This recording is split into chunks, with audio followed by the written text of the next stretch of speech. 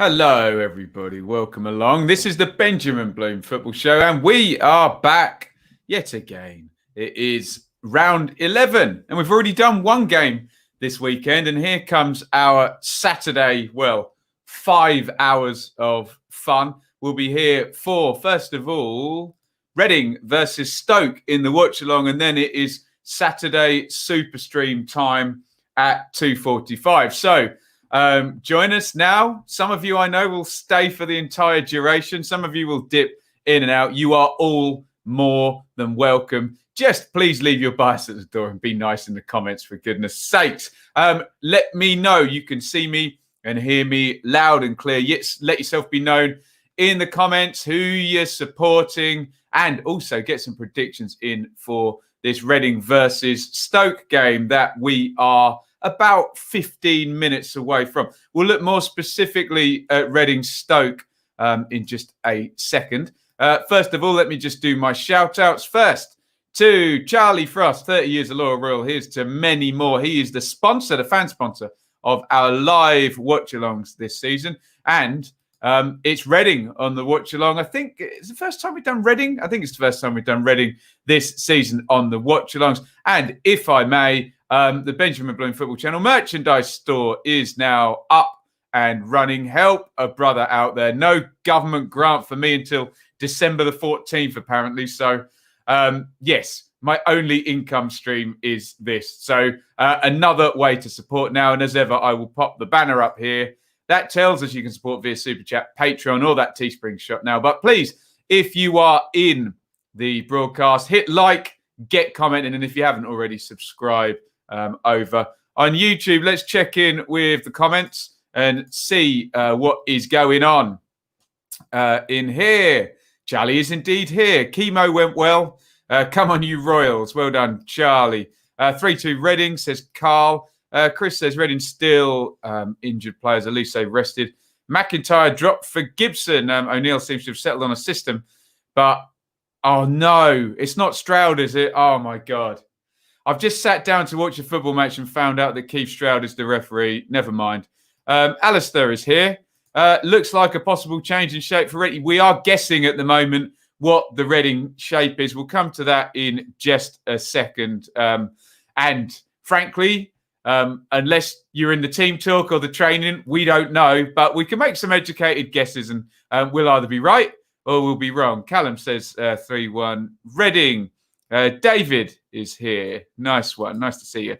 Josh, high on life. There we go. What a win for the Cider Army last night. We did Bristol City last night. Congratulations to Bristol City moving up into second place. We'll look at the tables. We'll look at everything in just a second. How can we defend like we did against Norwich and then defend like we did last night? Well, change of system, change of personnel. There we go. And to think some Norwich fans said, oh, Ben, it's your agenda against Norwich, which means you're criticising the Bristol City defending. And then lo and behold, the Bristol City manager decides to change the system and personnel. So maybe I was right and there was no agenda. There we go.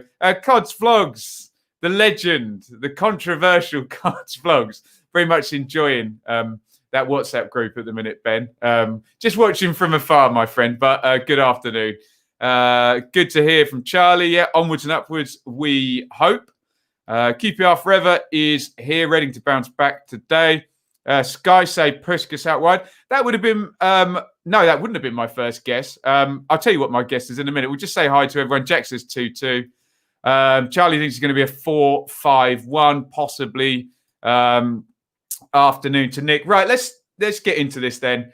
We'll just bang through the fixtures first off and have a little look at the league table. Everybody drink, going to the split screen. So Reading top could go into the international break. I've said it a million times now. 25 points from 11, which would be a sensational return. Stoke are tucked in 11th. So they could go right up into that top six ahead of the 3 p.m. games with a win.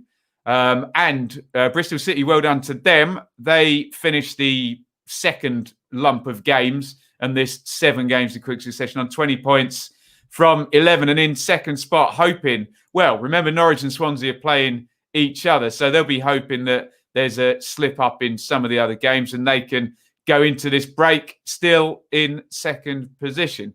Right, we've been already sort of debating it. What on earth system are Reading going to play? So SofaScore there have got a 4-2-3-1. And let's all be real here. Again, we don't know. We can put in educated guesses. So let's be respectful of everyone's opinion on this. Well, we definitely know Raphael will play in goal. Gibson's coming for McIntyre, who wasn't very good in the game against Preston, was he? So Richards will definitely play left back. Gibson will definitely play centre back. Morrison will definitely play centre back. And Laurent and Rinomota will be the double pivot, won't they? Now, everything else is really up for grabs there because you could have Estevez further forward in a midfield and use what language you're comfortable with. Remember, there's not really that much difference in modern football between a 4-1-4-1, a 4-5-1, a 4-3-3, and a 4-2-3-1. As long as there's not two central strikers, all of those systems are only really one player moving sort of 5 meters in any direction. So use whatever language you're comfortable. What we need to know is, does Semedo play as a number 8 or a number 10? Who's going to play right back? Is it going to be Estevez with Iain forward, like SofaScore speculating, or Iain with Estevez? Also, there is the option that one of those guys could play as a third centre half. We don't know. We'll find out at the start of the game. Puskás, I would think, I always say the more versatile you are, the further back you get moved. João is more versatile than Puskás. So if you were going to play one up top and move one of your strikers, it would likely be João. So we're guessing, aren't we? That looks possible. They could be right. We'll find out. But you could have a different right-hand side of Iain at right back and Estevez further forward. That could be a 4-5-1. You could have one sitting midfielder out of Rinomota and Laurent and a more flat midfield. It could be, it's unlikely to be a 4-3-3, let's just say, because there's not really a third striker there. You could also be looking at a 3-5-2 type situation where, just for the sake of argument, drop Iain in at right centre-back, move Estevez to right wing-back, Richards to left wing-back, a midfield 3 then of Laurent, Rinomota and Semedo, and João and Puskás play up top. So we don't know, but we will find out. And he's keeping us guessing, Veljko Paunovic. So, all makes it all good fun, doesn't it? In terms of Stoke, Gunn in goal. He had an interesting game, didn't he? If you saw the first Watford goal, he kind of makes the save. It goes up. The goal line technology doesn't go off, we don't think. Then he gets knocked back behind the line, and all the Stoke fans are telling me that the ref didn't see it, and the technology only went off because he got anyway. And then he conceded a penalty later in the game, didn't he? Across the back there, Smith, Suter, Bart, and Fox. Look out for Suter. He's growing into a very good championship defender and having a good season, isn't he? Now, I again would not suspect that would be a 4-4-2. I don't think Nick Powell will actually play up top. It could be a 4-4-1-1 with Powell a little bit withdrawn. I'm splitting hairs there. It could also be more like a 4-2-3-1 with, say, move Campbell and McLean forward a bit and Powell into a number 10. But let's say it how it is. John Obi and Jordan Thompson will play centre mid, and then where the other three end up depends on how ambitious Michael O'Neill's going to be in this game. So on the bench for both McIntyre, Watson, Elise, we'll likely see him at some point. Tetek, Aluko, Baldock. So some game-changing options there. And obviously Elise, very good player there on the bench. Collins, Timon, Ince, Oakley, Booth, Brown and Vokes. So looking at the benches, if this game is tight, you would start to be thinking in Stoke's favour, just in terms of a bit more star power on the bench. But we will see. Now, remember, the pattern for both of these teams has been slightly different, but slightly similar. Reading had that ludicrous start 7 wins and a draw in their first 8 games. They've lost the last 2. When they were winning and playing so well, they were very, very efficient. They defended pretty well, and they were lethal in front of goal, which is kind of what Stoke, that's their modus operandi as well, isn't it?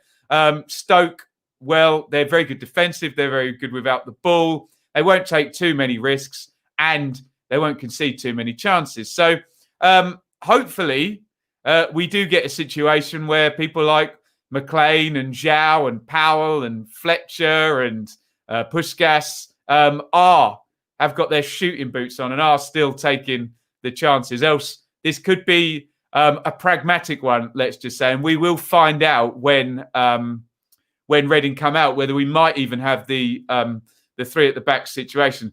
Here comes Keith Stroud. Look at him. Oh, dearie me. Anyway, let's not make this all about Mr. Stroud. Let's look at some of your comments. Alistair says 4-4-2 diamond. Yeah, possibly. We'll find out. Up the Potters, says Weston. I got you, mate. I got you. Don't worry. Hull Fleetwood. Difficult one for Fleetwood that today. That's not an FA Cup. Is that an FA Cup game? I know Ipswich are playing in the FA Cup today, aren't they? Josh scored 18 points from Southampton defenders on his fantasy team there. Right, so Sky are saying, and Sky are actually at the ground. SofaScore probably aren't. So they're saying a 4-2-3-1 stroke 4-5-1. They've got Yidam right back with Estevez further forward. They've got Yao central striker. Puskas wide. We'll find out, won't we? Zhao has been so dangerous today, this season, hasn't he? Chris Dowling says, maybe we're a different team to under Johnson. Josh says, we haven't won against teams in the top 6. Sky have also got 3 centre-halves there up for Stoke. This is really, I might have to completely rewrite my sheet here at some point. They've got Suter, Barton, Fox with McLean as a wing-back. So any Stoke fans help me out here. 2 Fleetwood loanees. Yes, Gibson and Suter. Gibson linked with Ipswich on loan last season as well. We got Josh Earl from Preston instead. There you go. Still buzzing after last night's win, says Liam. This formation right now is the one that we have done good with. I think Nafo is talking about the 4-2-3-1. That is true. If Reading win today, then I'm happy to say we won't be in a relegation fight. There you go. Pragmatic as ever there, Charlie. Is this the most unpredictable start to a championship season you've seen? Only in really the Reading case, Callum. Otherwise, look at it. We've got 3 parachute year 1 teams in the top 5 and the 3 League 1 teams just gravitating downwards. So in that respect, no. Adam is here. Excellent. Good subscriber there. Adam always keeps us in touch with Reading stuff. Nat is here with his 9 points in 24 hours there. Out of date for capture. Oh, my goodness me. Don't eat the focaccia then. Stroud did nothing wrong last time I saw him. Chris, I don't believe it. I don't believe it. Well, let's hope he does nothing wrong today. Right.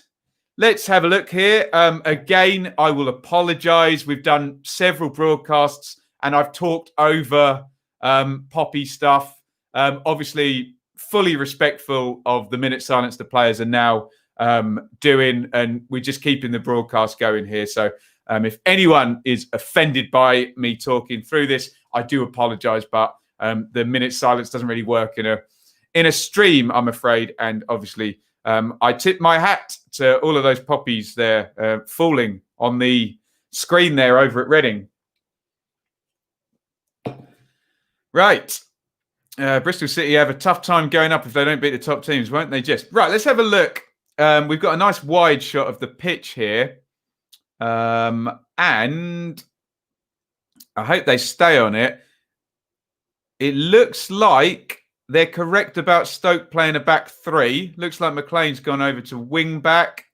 Reading look like they're in a 4-2-3-1 shape. Not that you can tell just from the wide shot. But I think they've got Stoke right there. So Morgan Fox will actually be playing as a left-sided centre-back. Hard to tell here. It does look like Puskás is starting left, but we will find out in just a second the actual team shapes here as the players take the knee. And I can change my banner here to say that it is Reading Stoke 0-0. And we are off. And the first thing you guys want to know is where everybody is playing. So Iain is definitely behind Estevez. We can answer that one. And just Puskás and Iain, Puskás and Zhao, they're not in shot yet. So I can't quite tell you exactly how that is going to be lining up. Puskás seems high at the moment. And we'll tell you when they actually get into the frame. It looks like possibly Zhao is playing down the right-hand side rather than the left-hand side, which we may have guessed. Anyway, let's see how this one pans out while I'm obsessing over the shapes. Here comes Zhao, and Suter deals with that one very efficiently. The Stoke team shape does seem a little bit more clear as a three at the back with Smith and McLean as wing backs there. I will rewrite my sheet in a bit. Give it 5 minutes and we'll actually figure out what Paunovic is doing for Reading. Long ball forward by Morrison, and Iain is inside on the left. Here is Zhao, edge of the box. Zhao hits the shot, deflects back out to Richards. Sorry, I said Richards was Iain. He obviously wasn't. And Reading have won a corner. Early corner here for Reading. 1 minute 40. That's exactly when Bristol City scored last night. And that, my friends, was all they needed, wasn't it, to get the win last night. Reading, big guys forward. Morrison's there. Obviously, Puskás and Zhao are decent in the air as well. Corner's going to come in from Omar Richards on the left-hand side. One arm held up. In it goes from Richards. Hits the first man, Tyrese Campbell, who heads that one away.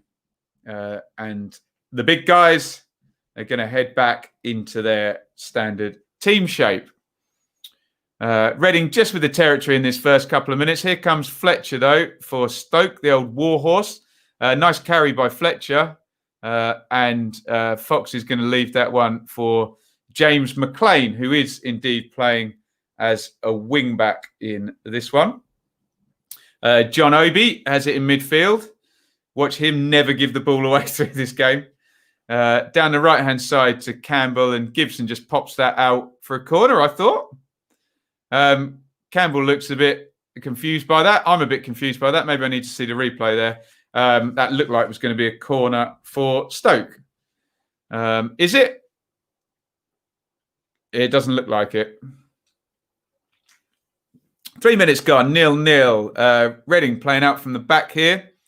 Rinomota to Iain.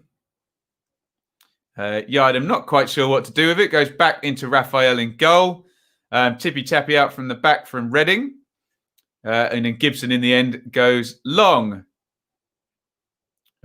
Surely a pull there on Semedo, but he plays on. Semedo in off the left. Good ball into Puskás in the 10 position. Puskás drops that one back to Rinomota, to Estevez playing further forward than normal this game. Swung in. Big chance there for Semedo in the box. He heads it goalwards. Can't really get anything on it. The cross came in from the right, was deflected. Semedo getting forward well into the box and heads it straight at Gunn in the goal there.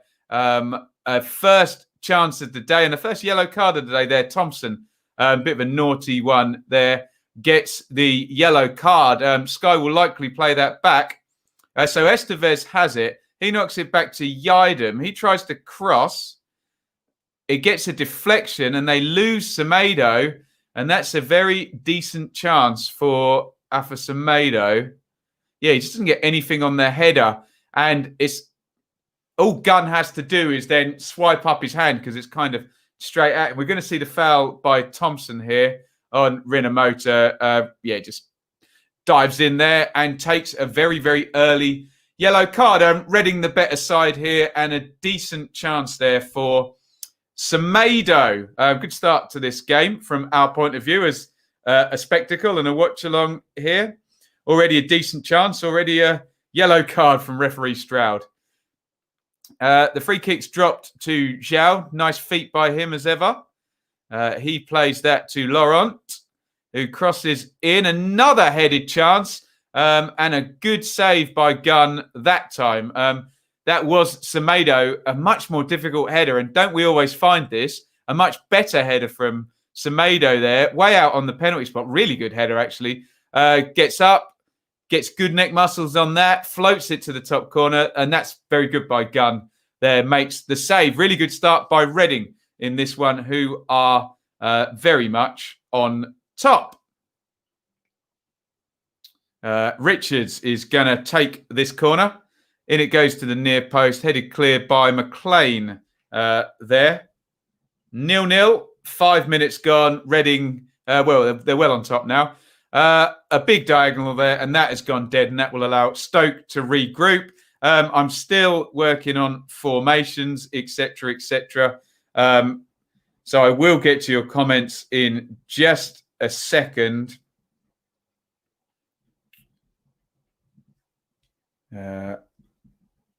In fact, we will do it right now. Let me know your thoughts on the opening to this one. A positive start. Come on, Reading. Yep, very good. Routine for the keeper. Yeah. Surprised Semedo's not been... Oh, yes, indeed. Semedo getting a bit cross. Who was that with? Alan Brown? Battle of the ex-Wednesday strikers. It is indeed. Ben is here. Big Leeds fan. Still love watching the Championship content. Leeds fans, they can't keep away from the Championship. They love it, don't they? Hey?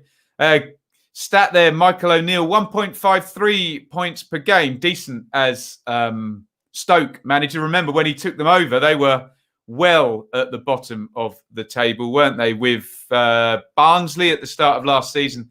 And he's taken them into an upper mid-table team straight away, literally since the moment he walked in the door. Can he turn them into a top 6 team is the question this season. Throwing down the line, Sutar, who doesn't lose a lot in the air.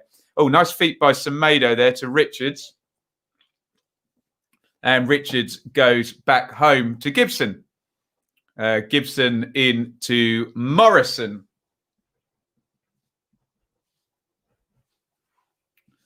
And Reading just keeping possession at the back here. Good save from Gunn for the second one. And Adam agrees with me that Semedo made a much better job of a much harder header the second time around. You wish it was the other way around if you're a Reading fan.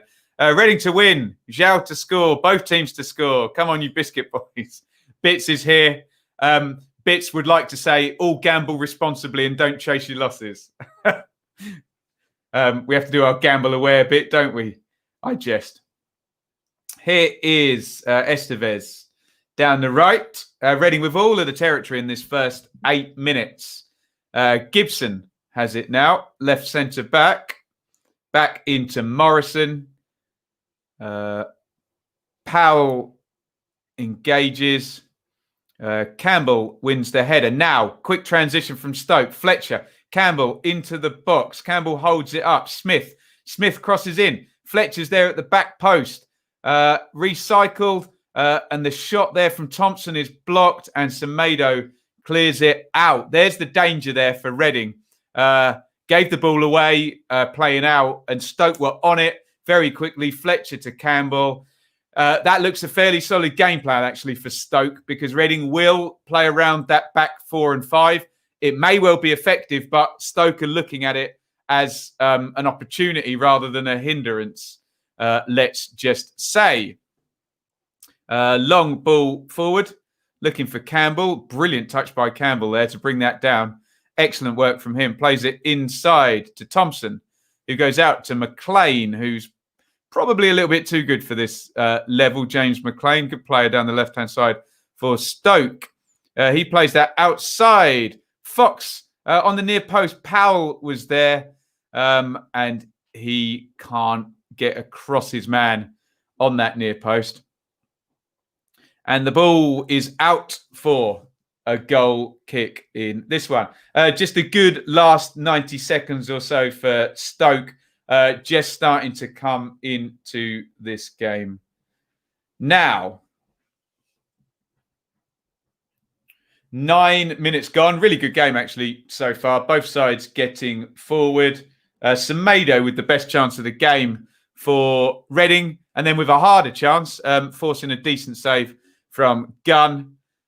Stoke just waiting for Reading and trying to transition quickly. So just keep an eye on that dynamic as we go. Oh, sold short there, Gunn with the header back. He does well, Gunn, there to get out really quickly. It's Fox who heads it back, and Angus Gunn gets that one clear. Here is Rinamoto to Laurent. Back into the back four again. Reading, lots of possession, lots of touches, lots of passes, as they tend to under Veljko Paunovic. That's Morrison out to Iain in the right back position. Iain plays the channel, does it well actually, and Puskás has made the run. Keeps it in, and Morgan Fox sweeps that out for a throw-in. Linesman hasn't got a clue which way that should go. And in the end, the referee makes the decision.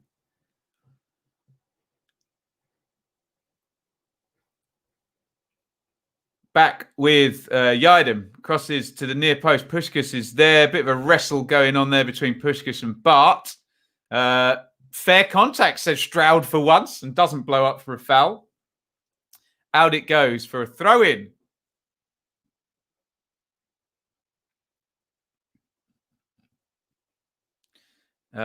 Suspicious looking throw by Estevez there, but we know that already that linesman doesn't see a lot.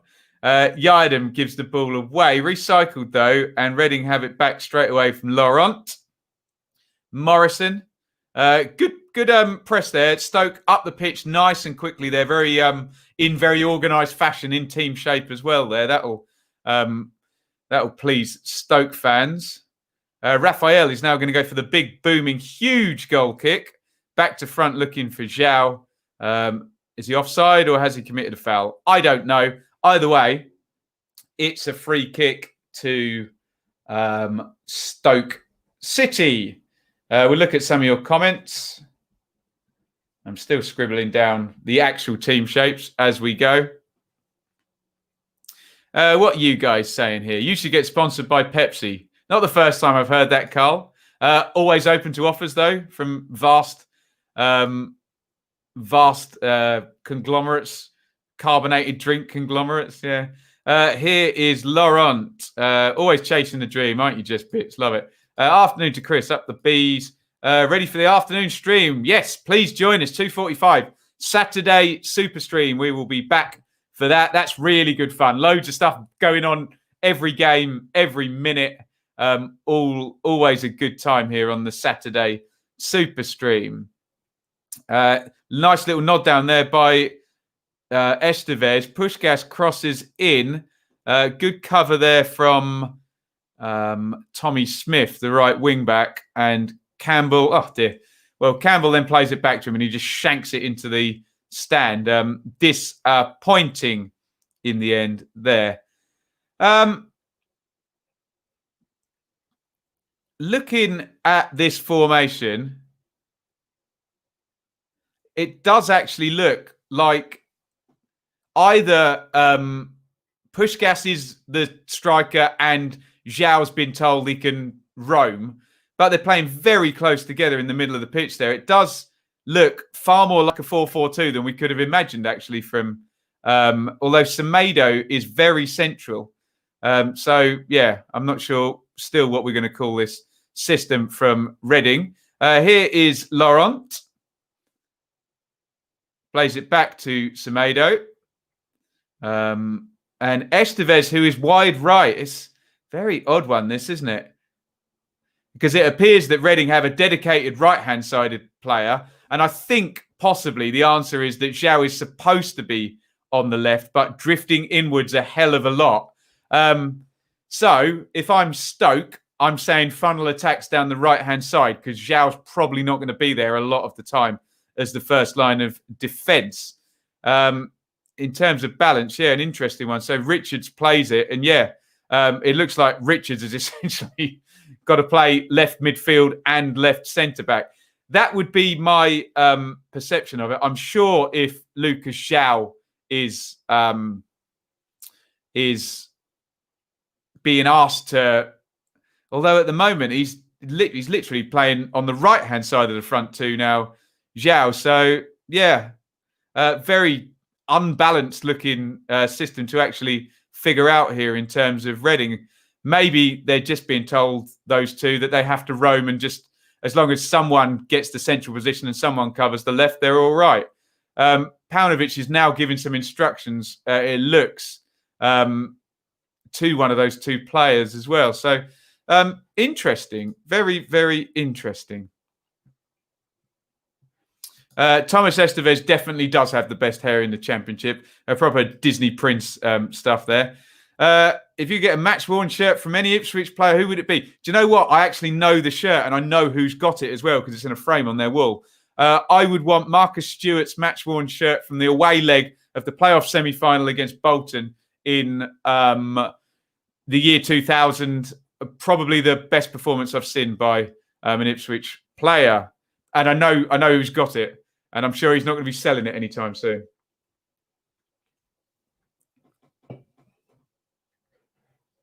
Oh, I was only joking, Bits. I'm sure you're a responsible gambler. And hey, you're the best type of gambler because you're always winning. There we go. Ollie on tour is here. Excellent. Who's the better free signing, Chris Martin or Stephen Fletcher? Both decent. Can I tell you at the end of the season? Both very reliable at this level as well.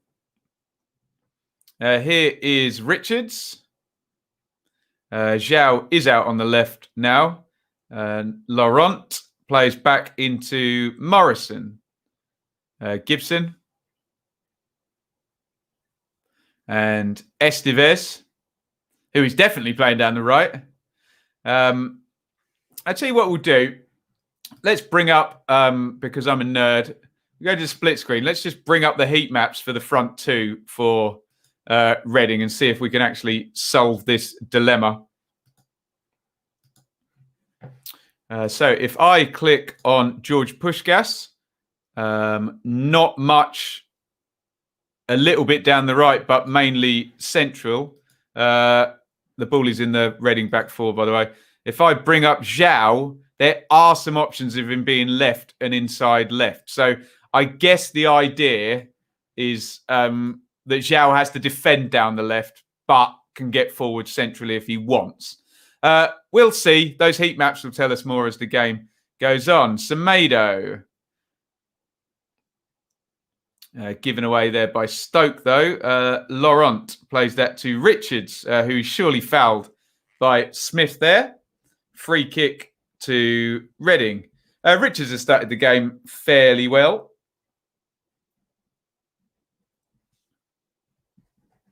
In that left-back position for Reading. We have a goal in the game between Everton and Manchester United. 1-0 to Everton in that game. If anyone knows the score and can tell me, stick it down in the comments.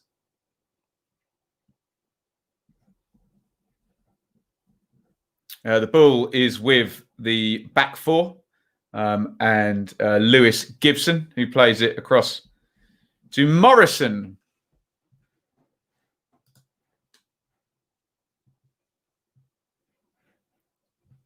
Fun fact, we've only paid a fee for 2 of our 11 today. Lovely stuff. Bits wants Calvert-Lewin. I wonder why. Did John Swift move on from Reading? No, injured. They've been out for a while now. Anyone got the Everton goal scorer for us, guys? That'd be lovely. Here is Semedo. Coming deep into central midfield. Tries the nutmeg on John Obi, but John Obi has been around a long time and doesn't buy that one. The camera is on Keith Stroud. I'm sure he'll be very happy about that. Bernard scores the goal for Everton. Is James Rodriguez playing? Can anyone tell me? Beef stew with dumplings later. Lovely stuff. I had a bacon sandwich earlier. Free kick to Stoke. This is going in the box. Big Suter is forward. Bart is forward. Fletcher is always a threat. In it goes. Looking for Suter. They've won it, actually. I think it's Bart coming in behind him. McLean arrives on the edge of the box. And John Obi Mikel, the rarity there, the shot. And he smacks it into the stand. A glittering career from John Obi. A brilliant player over the years, but not a goal scorer, let's just say. I know that's literally the whole point of football, to put the ball in the goal.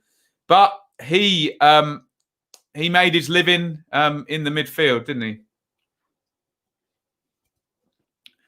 Big goal kick forward by Raphael.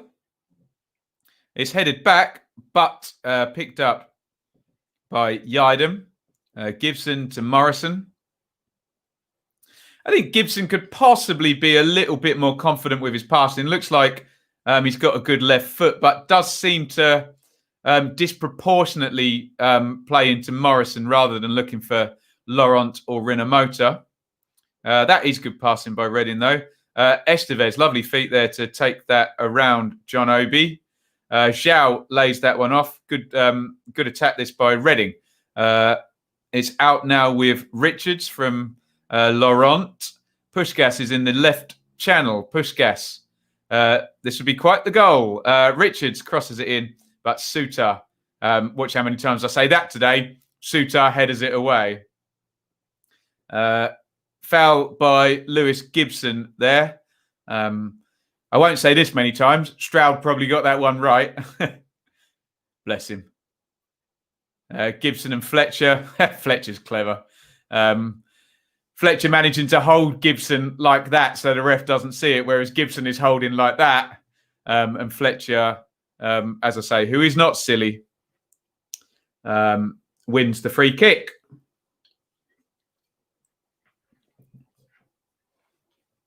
Knocked in long, looking for Fletcher. McLean arriving at the back post. It's going to fall for John Obi Mikel. And, Tyrese Campbell, excuse me. I thought, just as I was saying a minute ago, John Obi never scores, but Tyrese Campbell does. And Tyrese Campbell has scored here with the right foot there. The ball just lobbed into the box, frankly.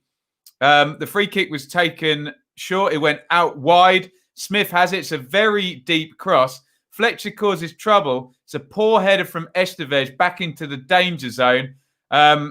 And, yeah, it's a mistake from the youngster, actually, isn't it?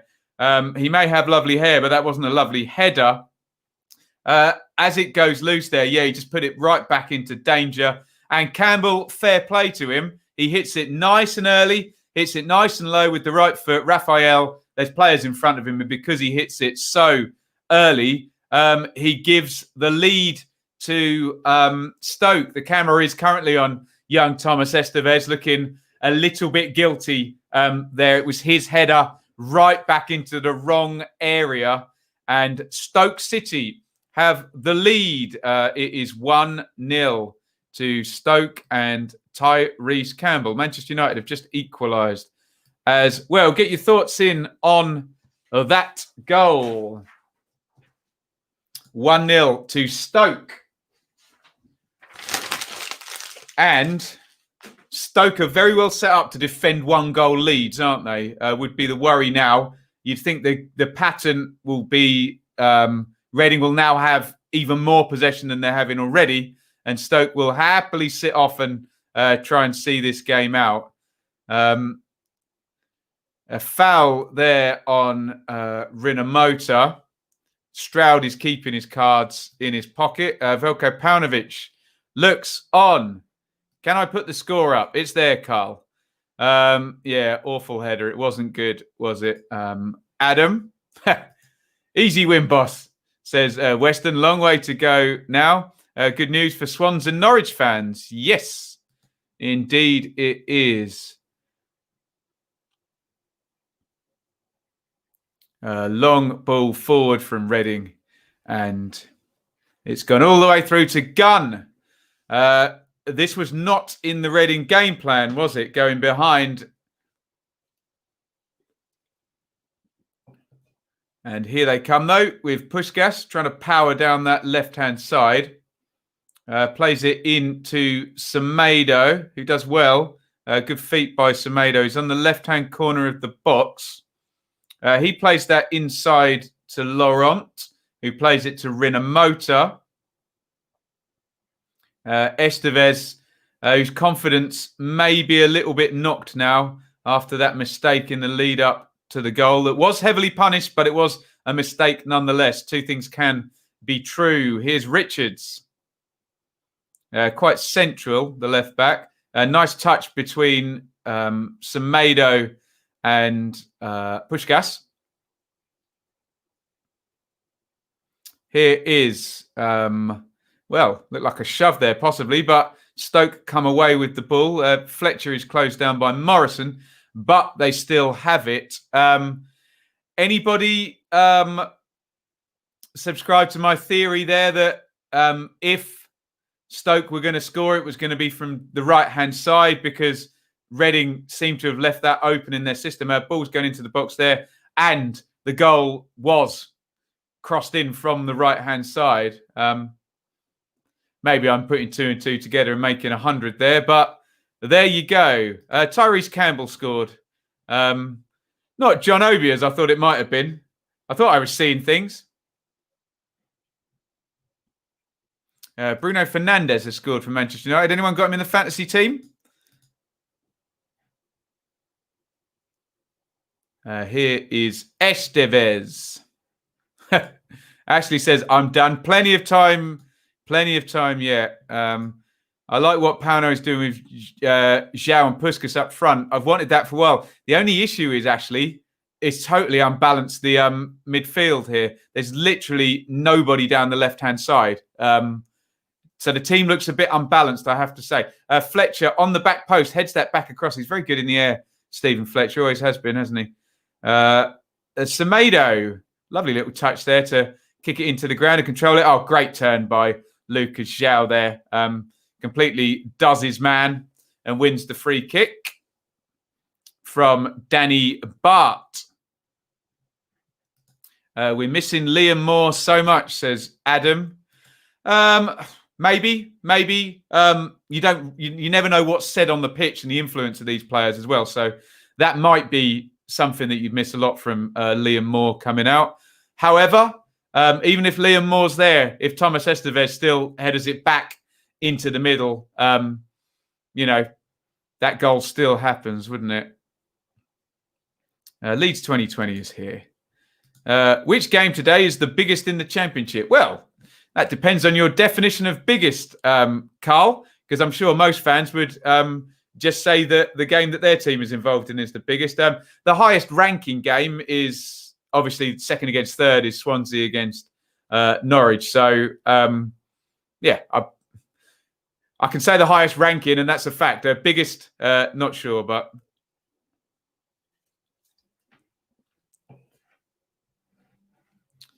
still keeping the positives. We might be behind, but we're playing well. Certainly in possession, Reading have been okay. I just can't get my head around a system that essentially has 2 up top, a back 4, a double pivot, a right-sided midfielder, a 10, and no left-sided midfielder. That doesn't work for me, really. Well, the heat maps are going to tell us a lot in this one, but it does seem lopsided, to say the least, doesn't it? There's got to be responsibility for one of João or Puskás to move into that area, especially when you consider Stoke can at times have 3 players in that area in terms of a right centre-back, a right wing-back, and a right-sided central midfielder. Seems a very obvious overload, but there we go. Clipped into the middle, headed out by Suter yet again. Here is... Iain plays that into Richards, who's doing a fine job of trying to play 2 positions on his own in this game. He's got support now from Semedo. And Semedo plays that to Rinomota. Richards down the left-hand side. Great cross by Richards there. Really, he is having a good game, actually, Omar Richards. Estevez is not now, and I think his confidence has been knocked. But that was a lovely cross there. And, I mean, we've been talking about... That's poor from Puskás and Zhao, isn't it? We've been talking about two up top, and Paunovic is furious. I'm not surprised there. If there's two up top, one of them has to attack that ball, doesn't it? I mean, crikey, it was a lovely cross by Omar Richards, but neither of them throwing themselves into the 6-yard box for that. Should we bring the numbers up and see if this is all matching up the eye test? Someone suggested an eye test T-shirt with actually one of those hospital eye tests. Yeah, 69% possession, so heavily possession for Reading. 4 shots to 3, 2 on target to 1, 2 blocked shots, 2 corners to 0. Big chances, 1. Big chances missed, 1. I guess that is Semedo's header, is it? If there wasn't pressure on him. 2 shots inside the box to 1. 200 passes to 89. So look, the numbers tell us exactly what we know already. Reading have had all the territory, all the possession. They didn't take either of their chances, sort of Semedo with both, and they made a mistake in their own penalty box. And that leaves us with Stoke leading. Lobbed forward towards Gunn there. He has to take a decisive step back to catch that, so he doesn't get caught out. Everton 1, Manchester United 2, says my iPad here. Adam says, why is no one attacking that cross, you absolute frauds? And Adam's totally right. We've just been talking about, what you lose from playing these two up top and that system. Surely what you gain is 2 people can attack that cross. So there you go. We're very happy to let Richards be the threat and Laurent to cover behind him. Fair enough. That's just got to be honed and done so well, hasn't it? We're having a good look at one of the subs for Stoke. I don't know if someone's got a problem here. Zhao is very much a confidence player. Same at Wednesday. Seems confident this season, though, doesn't he? Gunn having a good game so far. Yeah, I'd agree with that. It looks like Stoke are going to have to make a change here. Stoke are hard to break down. Definitely agree with that one. This is Michael O'Neill. This is 3 centre-backs, 2 wing-backs with Thompson and John Obi in front. So, once they've got a lead, they are going to be hard to break down, Stoke. Raphael playing right across his own box to Gibson there. Gibson gets it away up the line. Laurent is robbed there by Nick Powell to Campbell, the goal scorer. Campbell back to Powell. Can they get it out to McLean? Nick Powell tries a pirouetting, spinning back heel there when there was a nice easy pass to James McLean out on the left wing there. Rashford for United. Thank you, Bart, for that comment. 2-1, United leading away at Everton. Been the tale of my team this season. Start well, plenty of chances, odd one taken. There we go. Ashley has just said, turned on the TV. How has Lewis Gibson played? It's a good question, that. He hasn't really done anything wrong. He looks very assured. He adds a lovely balance to a left-footed centre half.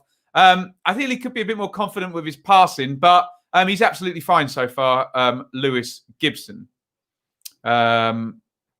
Watford fell behind to Stoke in the last game, came back to win. Indeed. Watford have got some good players, though, Bits, haven't they?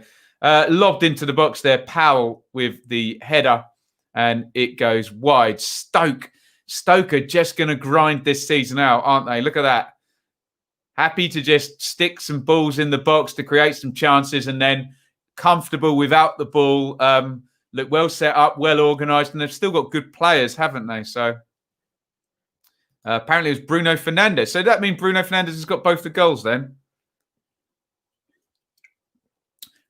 We are 34 minutes into this one. It is Reading 0, Stoke City 1. Tyrese Campbell with the goal. a mistake punished. Estevez headed it back into the danger zone. Campbell didn't blink. He didn't touch it before he hit the shot, and he slipped it straight into the corner. Nice finish by Tyrese Campbell. And if you watch my video from before the season, 10 players under 21 to watch. Oh, Fletcher is snicked behind here, and it is 2-0 to Stoke. We said that could be the game plan. Wait for Reading to play out from the back and try and pounce. They've done exactly that again. This is a Michael O'Neill special. Reading 0, Stoke 2. Reading trying to play out from the back. It went to Morrison. It went back to Raphael. Fletcher closes him down. Raphael tries to flight the pass in. It's really poor from Raphael. It's then flicked on very cleverly by Campbell. And Fletcher is borderline. Is he on? Is he off? The goal stands nonetheless. It's a really good flick on by Tyrese Campbell. We need to see the angle from across the side there to see if any goal-scoring part of him is offside. Or did Tyrese Campbell even touch that? There's two things there. Either Tyrese Campbell didn't touch that and Fletcher is then definitely onside, or it's very close. We will find out. Stoke won't care. They are 2-0 up. It is Reading 0, Stoke 2. Reading masters of their own downfall there. Raphael playing out from the back, and it's punished. They win the header, and straight through it goes. It'd be very interesting to see who has SofaScore putting up as having assisted that. Okay, so let's go to the split screen. That's revealing. SofaScore are giving Tommy Smith the assist, which would then mean that Tyrese Campbell did not touch it. Therefore, Fletcher would definitely be onside. He may still be onside. I'd need to see a conclusive angle, but he's definitely onside if Morrison would have been playing him onside if Tyrese Campbell didn't touch that and Tommy Smith's header went all the way through. Either way, and we'll look at the Reading fans' comments in a minute, two mistakes from Reading and both have been punished. Stoke are being ruthless here, aren't they? They've had hardly any possession, hardly any touches in the box, but they've waited for the mistakes and they've punished both of them. Championship football, guys. We'll come to your comments just after this free kick here. Looks like Estevez is going to swing this one in. Zhao, Puskas, Gibson, Laurent all forward. Stoke holding the line on the edge of the box. Reading really need a goal before half-time if they're going to get points from this game. Estevez, that's a rehearsed free kick. Gibson, oh! It's another big chance for Reading. Do you ever get the feeling it's not going to be your day, Reading fans? A clever free kick. They feint to take it. Oh, dear. It goes all the way over to Gibson at the back post. He's stooping. Suter jumps in front of him and he just completely misses the header. Actually hits his thigh. In defence of Gibson, Suter, who's about 6'12", jumps in front of him and puts him off at the last minute. But still, a tale of the penalty boxes here. Excuse me. Let's have a look at your comments.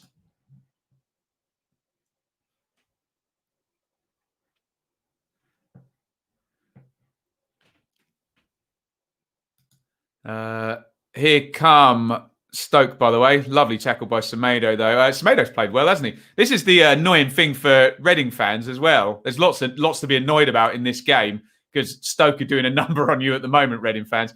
I think Semedo and Richards have both played really quite well, the two of those. There's not been too many actual poor performances. There's just been two mistakes, been punished, haven't they? 10 goals Reading have conceded in 3.5 games. They are getting leaky, aren't they? Reading have vertigo. I can't put that up, Weston, because I'll get demonetised. The bubble has burst and we're starting to look clueless again. Worrying won't lie. Reading lack consistency. Like watching the Reading of old. All over them, concede, fall apart. Not good. Got to go, Ben. Enjoy your games today. Leeds 2020. That's every Saturday for me. 2-0, early kickoff. Sloth is here. Stoke are, well, depends what you mean by good value. They've done an absolute number here. They've sat in. They've defended pretty well. They've conceded a couple of chances from crosses, and Reading have made 2 errors, and Stoke have punished both of them. So if good value means have Stoke executed their game plan really nicely, then yes, I guess they are. But there's going to be lots of underlying numbers that will say Stoke have put out a big tripwire for Reading, and Reading have just tripped straight over it today. Afternoon to Alex here. Here is Rinamota. Plays it out to Richards down the left-hand side. And that is robbed by Fletcher. And they get it away. Ashley says, probably an unpopular opinion. Shouldn't change our game plan. No, that's not an unpopular opinion, Ashley. The game plan, the philosophy has to be stuck with through this season in terms of playing through the thirds and out from the back. Oh, here comes Pushkas. Nice little touch around the corner. The issue is, and I'm being told that the goal's been disallowed on Bet365. I think someone's pressed the wrong button there. The issue is that they've just made 2 mistakes. Essentially, if you take the 2 Reading mistakes out, this game is 0-0 and Reading are having lots of territory. But it's not. It's 2-0 and they have been made. So I know exactly what you mean. It's going to be Estevez taking the corner. 41 up here. 2-0 to Stoke. In it goes. Oh, Morrison. And he's gone down in a heap there. Stroud has a really good look at that one. Zhao is holding his head. Morrison's getting really cross with Danny Bart for some reason. Nothing given.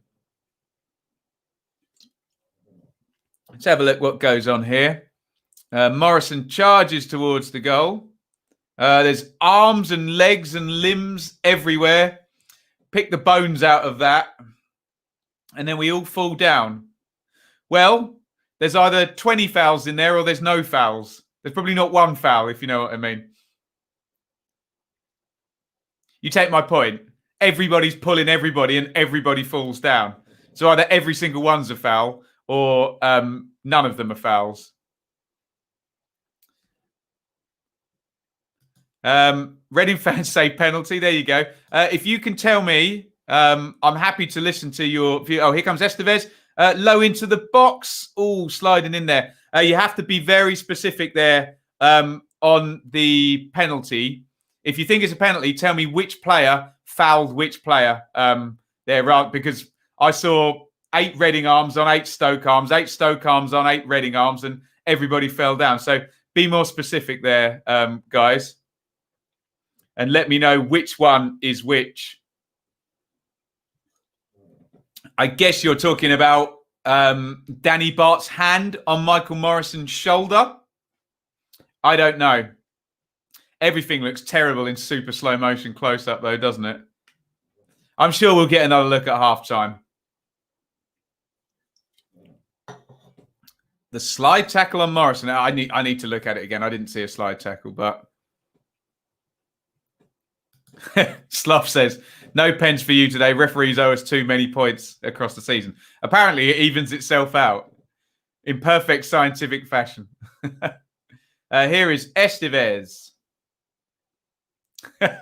Stop being biased. Leave your bias at the door, hey? I'm happy to have a look at that. And if I think it's a penalty, I'll say it's a penalty. I think we only got one replay of that. So to be fair, I've only seen one. And I did see about 8 players all clawing all over each other, both sides. Through it goes to Raphael.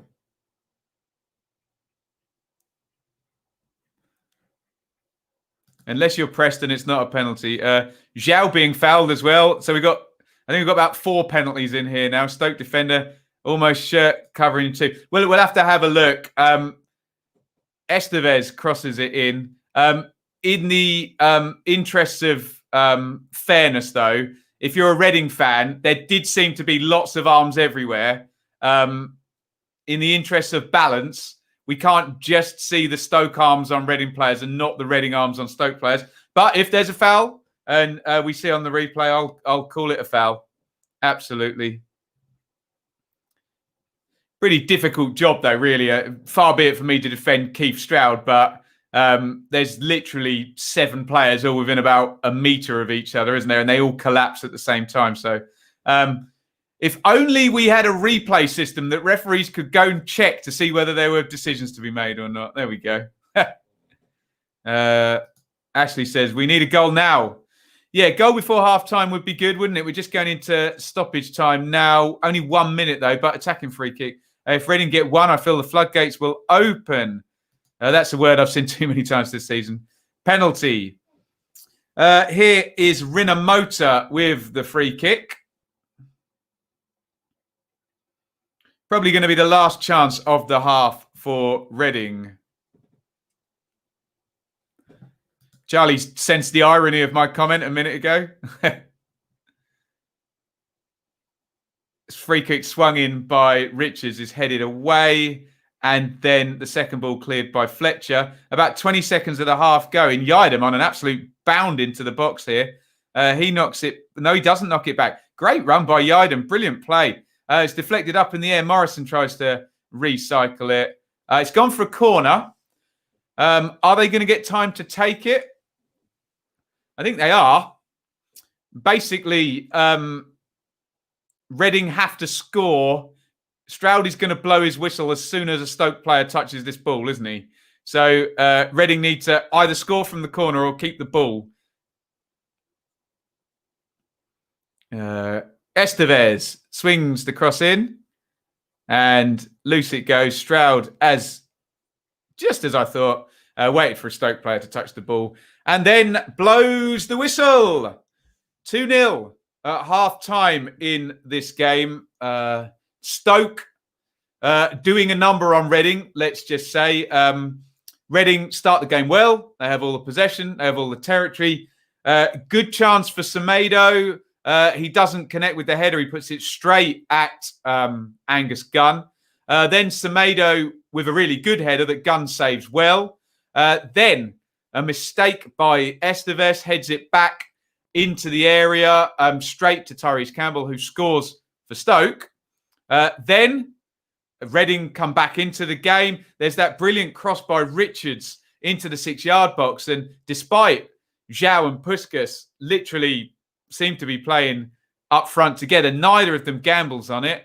Then another mistake punished, and it goes 2-0 to Stoke. Raphael, poor goal kick. Smith sees it. He heads it back. Tyrese Campbell, apparently, according to SofaScore, does not touch it. So Fletcher runs through and puts it in for 2-0. And then we're going to need to see another replay of this. But all of the Reading fans, without fail, in the chat saying penalty. Loads of players converging on the near post there. Arms everywhere. Apparently Morrison is slide tackled and apparently João is pulled. So my initial take on that is either there is 20 fouls there or there are no fouls. We can't pick out one foul as being worse than all the others. But I've only seen it once and I'm prepared to be wrong. And far be it for me to stand up for Keith Stroud, but absolutely no chance a human being can call that in real time with all of the moving parts there. So you can see why a penalty didn't get given. And then you still have fans that don't want VAR. It's odd to me, but there you go. Let's have a look at the numbers, and then we'll have a look at your comments, guys. Interesting one. This one very much playing out in Stoke's favour so far. 68% possession to Reading is a huge number. 5 shots apiece, though. 3 on target to Reading, 2 on target for Stoke. Obviously, they have scored both. 2 block shots as well from Reading. 4 corners to 0. 10 fouls by Stoke and 15 clearances and 11 tackles down the bottom. They're defending pretty well, aren't they? Although they did concede some big chances. You can see there 2 big chances, both missed in this one. I'm guessing that's Gibson and Semedo. I didn't mention Gibson missing that header on the back post in my summation. SofaScore are calling the formation a 4-3-1-2. There's some sense in that. But if we have a look at Estevez's heat map, he's very, very much down the right-hand side, isn't he? And then if we have a look at Laurent's heat map, I mean, he's everywhere, but he's certainly not playing down the left-hand side. So I'm just finding this quite unbalanced. Obviously, Estevez as a right-back sticks to the touchline. And I think what you're getting is shift Estevez, Rinomota and Laurent all over in that diagram. I think you've got a big hole down the left-hand side. João, yeah, very much central. And Puskás, very much not involved by the look of that heat map. So I do actually, and I've said this repeatedly during the first half, I'm probably boring you now. I do have issues with that being unbalanced. Can they change it? Well, if you're looking for some natural left side, I suppose you could put a Luco out there. Elise can operate anywhere in a 4-2-3-1. But the issue is that Veljko Paunovic wants both João and Puskás on the pitch. And he clearly has not told Puskás to play down the, João or Puskás to play down the left. Personally, I would alter the shape. I'd keep the system and the philosophy and everything else exactly the same. But I would for sure be trying to put João in a left attacking midfield position in a 4-2-3-1 there, because I just find it unbalanced. That said, Stoke have scored from 2 mistakes. So this isn't all bad from a Reading point of view. And if you know, I know it's ifs, buts and maybes, but if people take chances and people don't make mistakes, this can go well and truly the other way. Wow. Sean Morrison and Sol Bamba doing Sky TV here. Right, we're going to have a look at some moments in this game here. Here comes the first goal. Free kick, just dropped into that left-hand side position where, exactly as I said, Puskás kind of half chases, Semedo does. They get the cross in. It's headed... Yeah, it's poor from Estevez, isn't it? It's headed back into the danger zone. It's good from Campbell. He hits the shot nice and early and puts it in. But, mistake. Here's the second goal. And Campbell does appear not to touch the ball. Let's have a look. Well, actually, they've got the angle from the side here. So I'm not going to look and see if Campbell touched it. I'm going to see if Fletcher's actually onside. Oh, he is onside anyway.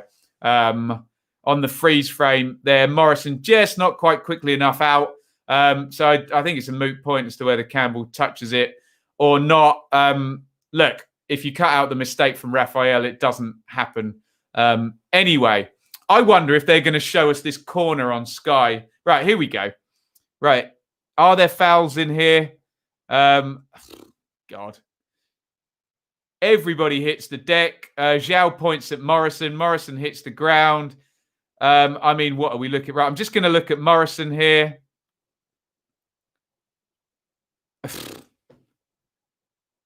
I mean, it's just we all fall down. Stroud gets a really, really good look at that and says no. I don't really know who to look at in this one. I mean, it's Morrison we're looking at. Does Morrison get fouled? I don't know. I'm going to look at the slide tackle now.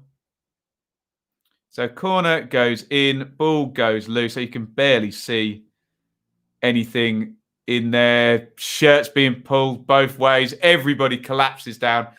I don't know whether that's a penalty or not. I suspect if you surveyed 100 Stoke fans, all of them would say it wasn't a penalty. And if you surveyed 100 Reading fans, all 100 of them would say it was a penalty. If you surveyed 100 neutrals, 50 would say it's a penalty and 50 would say it wasn't. So I haven't got a clue. I'm going to plead the fifth on that one. So you have a look at your comments here and see what we say. Where are we going? International break coming at the right time. Wouldn't want to be one of our players with the way Paunovic just walked down that tunnel. Yeah, I feel a bit badly for Paunovic because, yes, I am criticising the team shape, but he sent the team out. They've created 2 big chances. They've made 2 mistakes and they're losing 2-0. So I don't know how much, blame Paunovic can take from individual mistakes. But you have to accept, particularly with the second goal, that if these players who are championship players, they're not Champions League players or Premier League players, if these players are asked to play out from the back, they sometimes may mess it up. Even Premier League players mess up playing out from the back, don't they, from time to time? But great start, punished, fair play to Stoke. You don't win points. Playing well don't win your points. Sometimes it don't. And when we're talking about playing well, we're talking about possession, we're talking about chance creation, etc. Being consistent in the Championship really does seem almost impossible. Absolutely, it does. Get in, up the Potters, says FCFC for life. Next goal could be decisive. Will there be a next goal, Ashley? I wonder. Lee says, not seen much of Stoke other than the Bristol City game. Was it just an off day or were Bristol City that good that day? I didn't see the game, so I'll plead the fifth on that. If there's any Scotland or Northern Ireland fans here, Sky putting both your games on. Pick and challenge on Thursday, so you could watch that on mute and keep Ben's stream on. Yes, we'll be doing England versus Republic of Ireland. I think I like to think I'm pretty good in terms of trying to cut through my own inherent bias. I think we've got away with one there if it's in our box. Maybe, yeah. Stoke riding their luck, really need to get back to the basics of defending after this match and could do with a couple of 0-0s.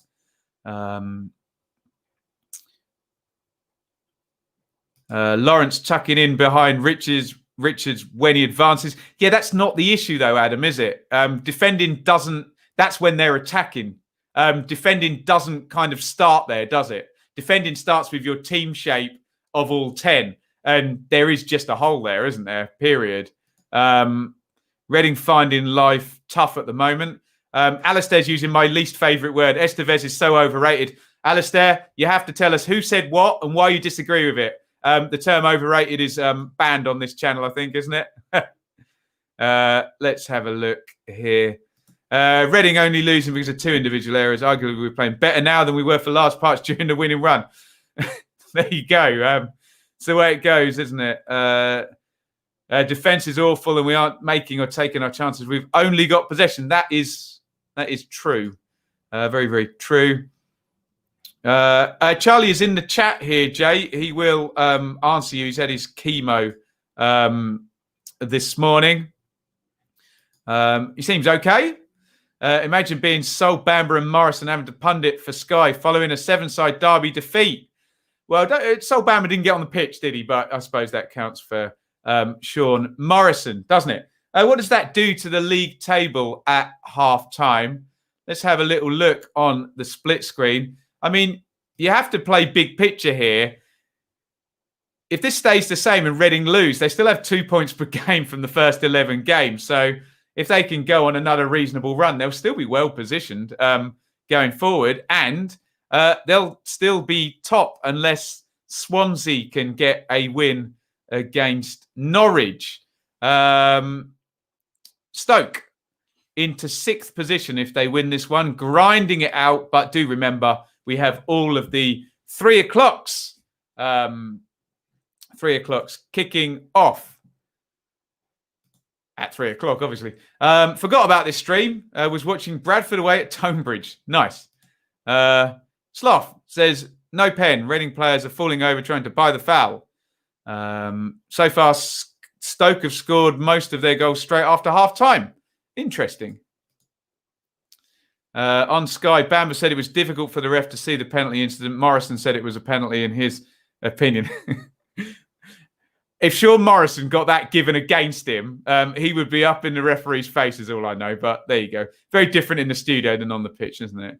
Ben, your hair looks very lovely today. Very glossy. Thank you, Alexander. It looks a little bit, that side looks a little bit frizzy, doesn't it? Look, and I've just made it worse there. Dear oh me. Don't you love the word maybe? Maybe?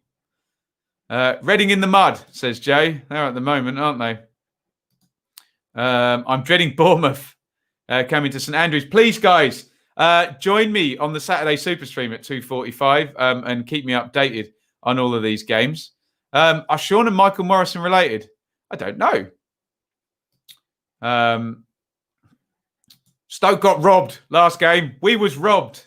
We try and avoid that type of analysis, but yes, some Stoke fans are telling me that a couple of decisions went against them in the game against Watford. We try and be a bit more specific than that. That Cleverly goal should have stood another start. There you go. A little bit more specific there. We all love the word deserve. What's the one that gets me? They deserve to get more credit. It's like, what credit do you want? Your hair looks a bit short to me. Now, that's an interesting point, Chris, because I went in the day before lockdown and said, look, we might stay in lockdown. If the government are not telling us the whole truth and nothing but the truth, maybe take an extra inch off. So, yes, you're right. It is about an extra inch shorter. But there we go. You're going to be the one that saves me. Did you get a haircut before lockdown started, says John. I have trimmers and live quite local. For unless you're a professional, John, I'm not interested in you going anywhere near my hair, buddy. Tashan Oakley Booth has come on, and I didn't see who he came on for. Nick Powell, thank you, Twitter. So Oakley Booth in for Powell. Is that a defensive measure? Is he going to sit in a central midfield 3 and Tyrese Campbell going to play up top? It looks possibly like he is. And if anyone could tell me what number Oakley Booth is wearing, or I could just look over here. He's wearing number 20. Right, here we go. Get your predictions in for the second half. It is Reading 0, Stoke 2. Will Stoke just see this one out? 2-0. Will Reading come back into it? Estevez. Oh, unlucky. Left-footed from outside the box from Estevez there. Just wide of the post. A good effort by the young player on loan from Portugal. Oh, that's so close. Gunn does pull his hands back and says, I'm leaving that one. But that is, well, unless Gunn's incredibly confident with that, that's not very far away from Estevez there with the left foot. Good effort there. Good start by Reading, but they started well in the last half, didn't they? Come on, Reading, we need to show fight now. You are, says Charlie. Good afternoon, everyone, and Ben. Where do you think the big cup upset will be this weekend? Ipswich beating Portsmouth. There you go. Hair looking good, fella. Tremendous. Everyone comments on Ben's hair, but never appreciates the facial hair. I'm not worried. Trimmed. Very grey, though. Look at that. Terribly grey. Floppy says, or Joe even, 30% possession, but will Stoke score again? Hey, possession doesn't guarantee goals, does it? Or not having it doesn't stop you scoring, whichever way around. JR says Stoke will win 2-1. We will have December, and then after New Year, yuck. Yeah, why else would they extend the furlough? Anyway, let's not get into the political jam today. It's impossible to adjust your hair on the picture because you come up in reverse, don't you? Campbell tries to get the cross in. Throw in for Stoke, who are going to try and slow this game and hold on to the 2-0 lead that they have accrued in this first half.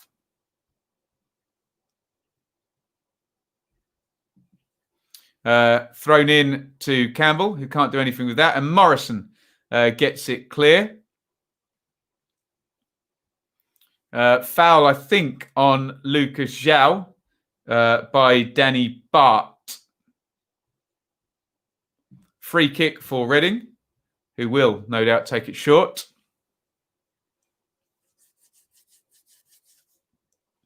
Morrison to Rinomota. To Gibson. to Richards. Laurent. Morrison. And they've given it away. Here comes Stoke. Can they capitalise again? Campbell into the box. Campbell with the curler hits the post. Unlucky. Wow, it was nearly 3-0 then, and exactly the same pattern. Reading pass, give it away. And Campbell into the box there. Tries a really tricky-looking curler there. It was Iain this time with the mistake at left back. It's a really good effort by Campbell. He tries... It's a lovely curler there. Raphael at full dive there. And it hits the inside of the post. Oh, that's so close there. Unlucky. And crossed into the box there. And Bart heads it over the top.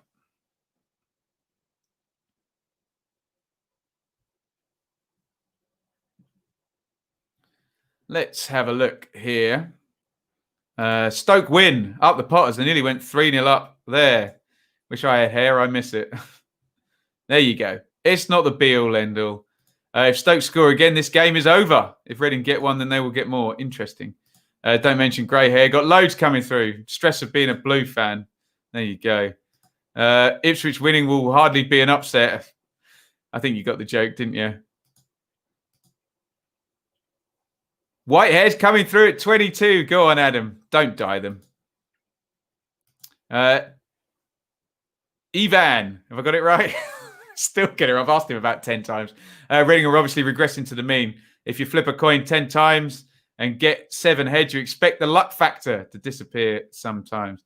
Possession means nothing in football. Half our games this season, we're letting the other team have the ball. Possession doesn't mean nothing, Sloth. It just doesn't guarantee that you'll win or you'll score. But it means something, but it doesn't mean that you'll score. But I take your point. I think, if I've got the spirit of it right.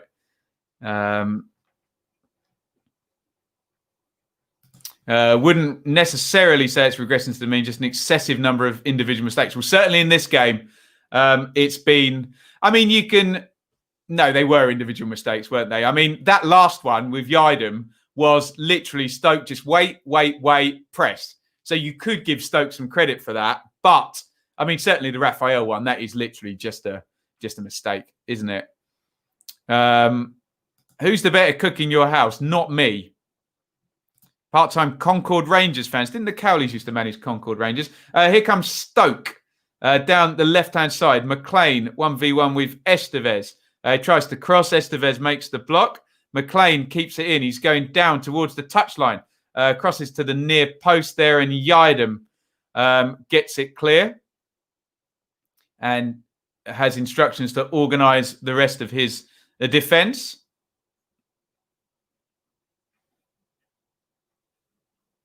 Played back to Gunn, who launches that one forward. 51 gone. McLean wins it in the air, and Iain has it. Paunovic, well, will he be thinking about changes between now and the sort of 65, 70-minute mark? Who knows? He might stick with what he's doing and hope for the goal.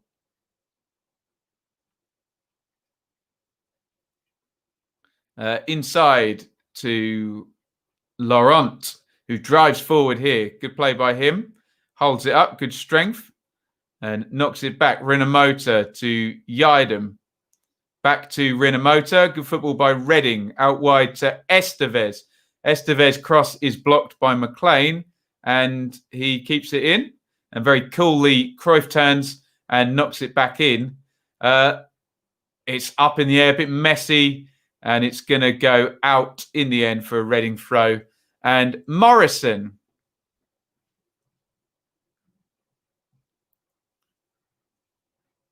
Thomas says, do you all think Reading can score? I've put both score in a bet. Yeah, I think they can. We'll see how well Stoke defend. But certainly the pattern, they did make a couple of decent chances in the first half that were scoreable. Reading's next 2 games, Bournemouth and Millwall away. Ouch. Irene is here. Good to see you. Down the left-hand side, Reading win a corner. There, they're starting to turn the screw here. Opinions on the US election. Can't wait to see Trump cry when he loses. Well, I find the whole thing incredibly unseemly, William. We all knew that whoever was going to win, the other side were going to moan and whine, and it's just all very childish and boring. Pushkas heads the corner goalwards, easy. And remember, look, I know Mr. Trump can be a bit of a wally, but remember when he did win last time, the other side complained for the next 3 years about Russian emails and the Electoral College not being fair. So it's just so juvenile, isn't it? So juvenile. But please, no one comment and say that makes me pro-Trump. I know the guy is full of hot air most of the time. But look, both sides are as bad as each other as far as I can see for the crying. Anyway, enough of that. Our absolute best quality was attention and concentration. They've slipped. Agree with that, Adam. And yes, it would help to have Ejaria, Moore, Swift and Maite back, wouldn't it? Sloth says, I mean, it can be a genuine tactic to allow the other team to have the ball and pick them off and turn it. Oh, absolutely. I totally agree. But that's very different than saying possession doesn't mean anything. In which case, possession means everything in that tactic, doesn't it? I.e. letting the other team have it and transitioning quickly. And here comes Stoke with that being said. But Reading have turned it over. Here comes Zhao powering down the left-hand side. Suter is with him. Zhao, great feet, cuts inside. Zhao, will he find Yidem? Good play by Zhao. Yidem opens up. That shot was going goalwards. It hits Morgan Fox. Zhao has it, edge of the box. He's that mix of strength and skill. Zhao. Shot there blocked. I think it was Rinamoto forward. Really good play by Zhao there, but Stoke really narrow, loads of men behind the ball, just managed to block it out.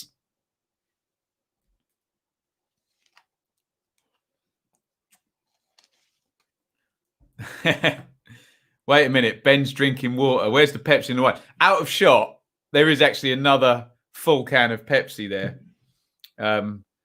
But do you know what? My voice gets tired doing these streams. Goodness. And I have the door closed as well. So there's like no air in this room. And we go for hours on end, don't we? So.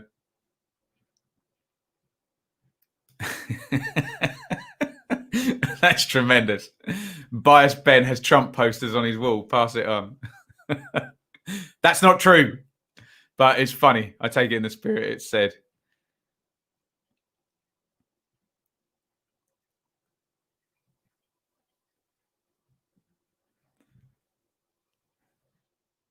Right. Rinamoto has it in the centre of midfield. He plays it back into Gibson, left centre back. Gibson back to Rinamoto. Again, the pattern is Reading now building up territory in possession. Can they create a big chance, i.e. ball on floor with no pressure on shooter somewhere in the box? Estevez hits a right footer there. Deflected out for a corner.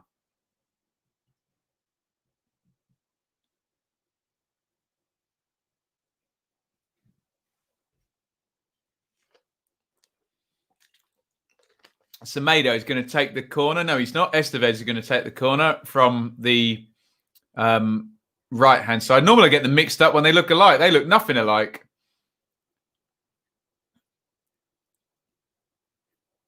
It's cleared out to Yidem. Yidem lobs it back in. That's poor from Yidem. And it goes all the way out. Would you make a change?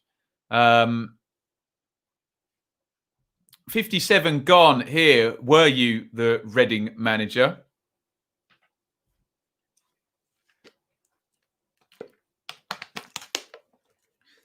Goal kick for Stoke. Gunn is taking his sweet time over it. He's going to take this one right-footed. We just have a quick look at the numbers, and I'll bring up just the second half.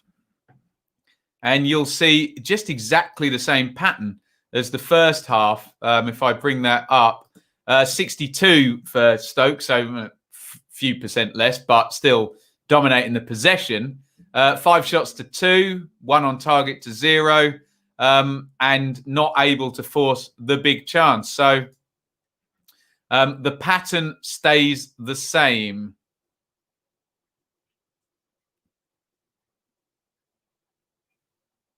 Semedo has it in midfield, into Puskás, back into Semedo. Reading moving the ball nicely, but it does seem to be somewhat in front of Stoke. They need to play through or around quickly, and that's the issue. I remember Roy Hodgson being asked in a press conference once about the lack of possession his team had, and then he just answered back. He said, "Give me a stat for how many times the opponents played through or around us." And the journalist shut up. Here is Gibson. Bit says, we are heading into the period of the game where Stoke concede the most. Will they change this today? We will find out. Long ball through. A little bit messy there. We're coming up to the hour mark now. Cherry Coke fan. Never got into that. Sure, it's lovely. Does all that Pepsi not keep you awake? You do realise, Taxman, as well, I have big vats of black coffee during the day as well. I probably shouldn't tell my doctor that, should I? All the caffeine going in there. McLean has cleverly drawn a foul there. Just getting ahead of the ball from Iain. Forest Fan TV is here. I'm good, sir. What's on the agenda for Forest today? Adam says we need a goal by 70-75. Absolutely. When we moved into our house, we found an old glass Pepsi bottle. They still make those. Don't make me go on a rant about all the fireworks I found in my garden this morning. It's a free kick for Stoke. It's on the left, so I'm guessing McLean will take it. Fletcher, Bart, Suter, all in there. No, McLean's not going to take it, actually. Looks like Thompson's going to take it. And it goes. Oh, Bart completely free. I don't know, he's about 10 yards from goal and on the angle. But they did leave him on their own. And he heads it way over the top. Forest playing Wickham today. Wickham in good form, actually, aren't they? Tomato juice to a can of Rio. How does a can of Rio taste after you just had tomato juice? Dear me. Very happy about Reading losing, but knowing my luck, the Swans will lose. Can they go top, actually, Swansea? Let's just have a look at the live league table. 61 gone in this one. Swansea, yes, they could go top. 6 goal difference. Yeah, so Swansea will go top with a win. Long one forward. Campbell chasing into the box. Good defending by Iain there. Just muscles him off the ball. And Reading come away with it. Estevez has it. And given away by Zhao. Not quite on the same wavelength there with Rinomota. And here comes the substitutes. Bulldog looks like he's coming on. Estevez walks off looking very disappointed, poor guy. Looks quite upset, actually. Only a young player as well. Elise has come on. Puskás is coming off. And Bulldog is coming on. So Estevez for Elise and Bulldog for Puskás. Bulldog can run and run and run. And Elise can play and play and play. So the players we expected to come on have done so. Let's see what that does for the team shape. Bulldog looks fairly central. Elise is pulling off to the right-hand side. Is it a 4-3-3? I wonder with Elise, Bulldog. No, I'm confusing myself now. Doesn't look like it. Looks like Bulldog's gone up top with Zhao still. So maybe the shape hasn't really changed in just the personnel. Here's Iain. Elise's pulled out to the right-hand side. So, yeah, they look like straight swaps, to be honest. Here is Iain.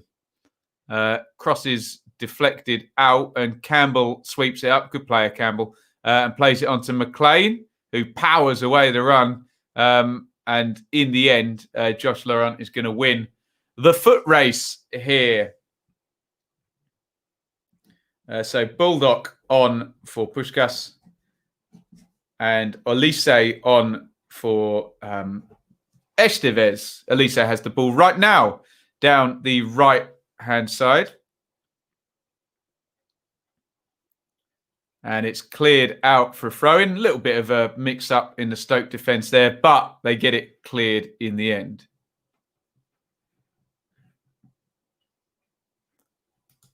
Olise to set up Bulldog in the 68th minute, specific. What's League One been like this season, Ben? Not really educated on League One. To be honest, I can't leave my bias at the door on League One. I only look at Ipswich games. So I wouldn't be the best to give an answer on that one. At Football Lab, Gab Sutton or Cod's Vlogs, who's often in these chats, would be better than me on League One, I have to say. Too much Championship and dearly departed going into my poor little brain. One thing I'll say about Bulldog, he's not necessarily the most gifted. Yeah, he'll run and run and run and run, won't he, old Bulldog? Ewan says, we, Watford, need Reading to keep losing and us to keep winning so our fans can stop. A Watford fan saying Ivic out. That seems ludicrous. Who's saying that, Ewan? He's only had 11 games, hasn't he? Or 10. 11 for this weekend. Deary me. Into the channel for Bulldog to chase. That's another output they've got. Oh, good play by Bulldogs. Got it back to Zhao. Edge of the box. Zhao, trademark really, tries to use his strength and then his quick feet at the same time there. Bulldog crosses in from the right. Bulldog does give Reading a certain amount of directness that they don't have when he's, or they didn't have with Puskás on the pitch today. Saw a hefty lift of clubs reportedly interested in taking a look at Olise. Yeah, and you'll get the ones, Adam, that will take the gamble, won't they? Before he's really proven himself on the potential. Obviously, not played that many games, but looks a very good player. Ashley says Ivic isn't the right man for Watford. You may be right, but tell me why, though, please. You have to give a reason. Luke says, nice to see Stoke winning the season. Bulldog comes down the right again, squares his man up. Back to Olise inside. Olise on the left foot. Nice shape on that one.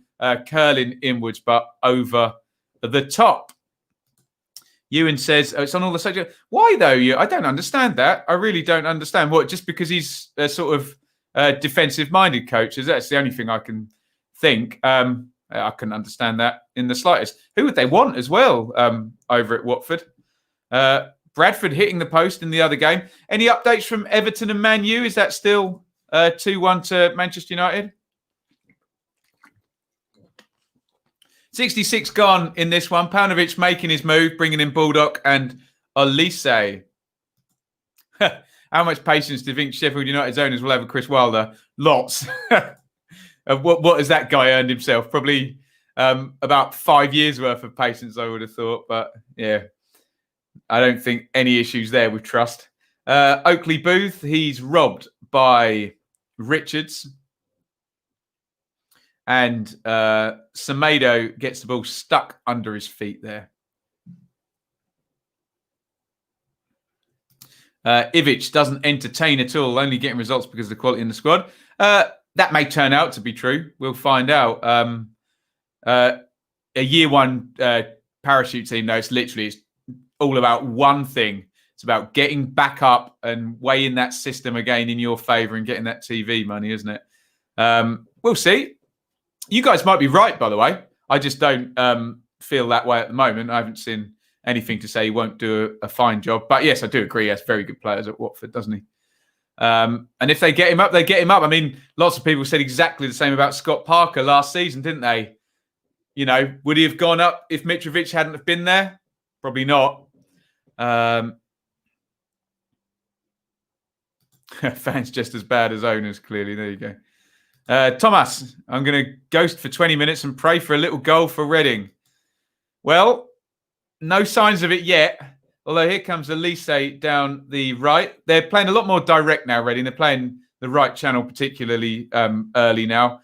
Laurent lobs that into the box, headed away by Suter. He's going to head a lot of crosses away this season, isn't he? And John Obi boots that one clear. Campbell in the foot race with Gibson, and Morrison heads away. I think Ivic is too defensive for Watford. They need a manager that likes attacking football. Ivic is still a fine manager, just doesn't suit Watford in my opinion. Fair comment. Watford need a fresh face in charge, not the Bond villain face. Hey, I don't know. We'll see how it goes with Ivic and Watford. But look, if he's in the top four, he's going nowhere. Put it that way. Although they are the Potsos, aren't they? So they've done stranger things. Fletcher lays that off to McLean, who's had quite a good second half, hasn't he, James McLean? And of course, as soon as I say that, he gives the damn ball away, doesn't he? Got to stop praising players, haven't I? Nobody would raise an eyebrow now if Watford changed their manager. Fair comment. Here's Elise. Elise to Baldock. Baldock down that right-hand side. Does well, beats McLean into the box. Tries to generate a shot. They just cannot force a decent opening. Stoke, very stoic and solid at the back, aren't they?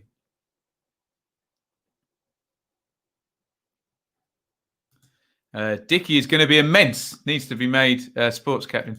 Favourite sports movie? I like the one about the Moneyball with Brad Pitt. Really good that with it's baseball, isn't it?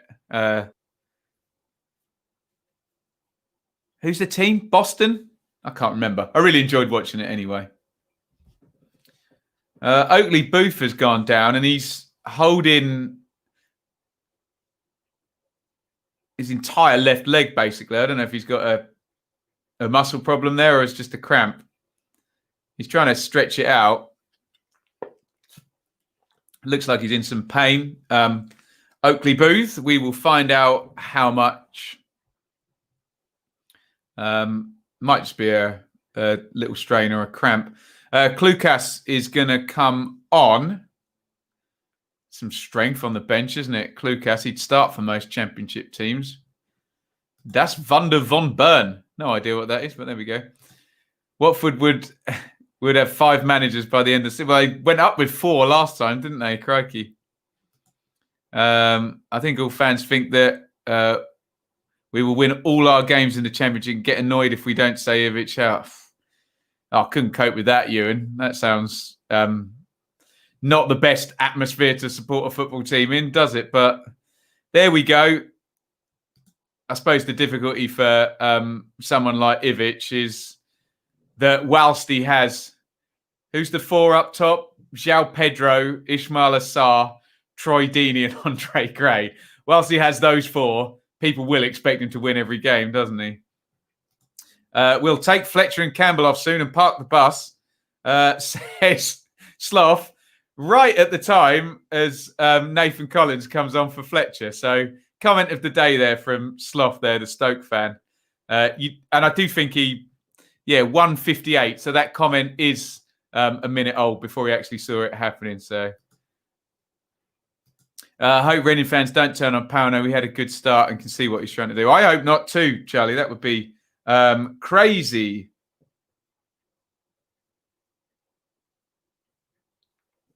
Here is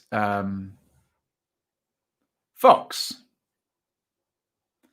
Stoke just keeping the ball here. So Collins has gone in at centre half. I guess then Fox moves to left wing back and McLean moves further forward. If we have any Stoke fans who can let us know the normal plan, in which case Tyrese Campbell will then go up top. I suspect I have that right. I'm going to write it down anyway and gamble.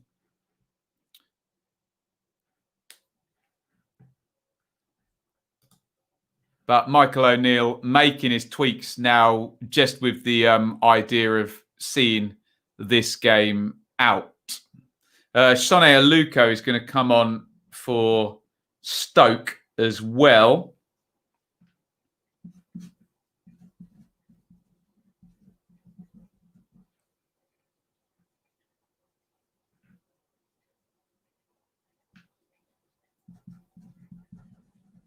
And he is going to come on for Iain, who was playing at right back. So God knows what that's going to look like on the pitch. We'll figure it out as we go. Looks like, has Rinomota gone right back or Laurent? Or have they gone to a 3?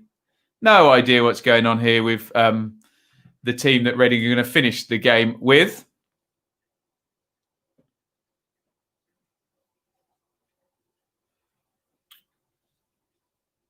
Danny Bart is now at the centre of the 3 centre-backs.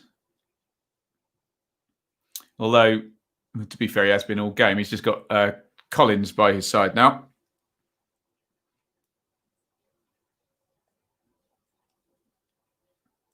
Yeah, it does look like Josh Laurent has gone to play right back. Stoke in the box here. Oakley Booth knocks that one back. I think it was Fox has got forward and 2 shots blocked there. There's an offside being given. Tommy Smith had got forward there. So they did get the wing-backs forward there, Stoke, but all about defending the lead now for Stoke. If they could get another one, icing on the cake, but they'll be happy just to keep their team shape and deny any chances to Reading. Here is Aluko. Plays that into Rinomota. And back to Morrison. No idea what system Reading are playing now. I'm guessing that one of Rinomota or Laurent has gone right back. Aluko's also down the right. Elise's central. Semedo's central. Richards is still playing left back. And then you've got Zhao and Baldock. Here is Richards. Launches that into the box. Zhao is up. They win their header there through Bart. It's going to be recycled, is it? Elise's done well there. Challenger strength with Suter. Obi, sorry. Aluko's got it edge of the box. Stoke tight. All players behind the ball here virtually. Richards, Semedo, proper attack against defence here. That's a really, really poor cross there by Semedo. And the ball goes dead. Another phase closes down and Stoke get closer to that victory. Oh, yes. If you do have teams coming through here, get them in the comments. Always help. Norwich team there. Krill, Hanley, Zimmerman back. Aaron Sorensen, McLean, Skip, Plachetta, Steveman, Buendia, Pookie. So just Zimmerman there replacing Gibson, if I've got that right. What I said about the shape is right. Thank you, Sloth. Campbell will go off next for Brown. A well-oiled machine here. Escape to victory, full of Ipswich players as well, William. How many Ipswich players are in that? Kevin Beattie, Russell Osman, John Walk. Is Steve McCall in it as well? Cool runnings. What a shout that is. Lovely stuff.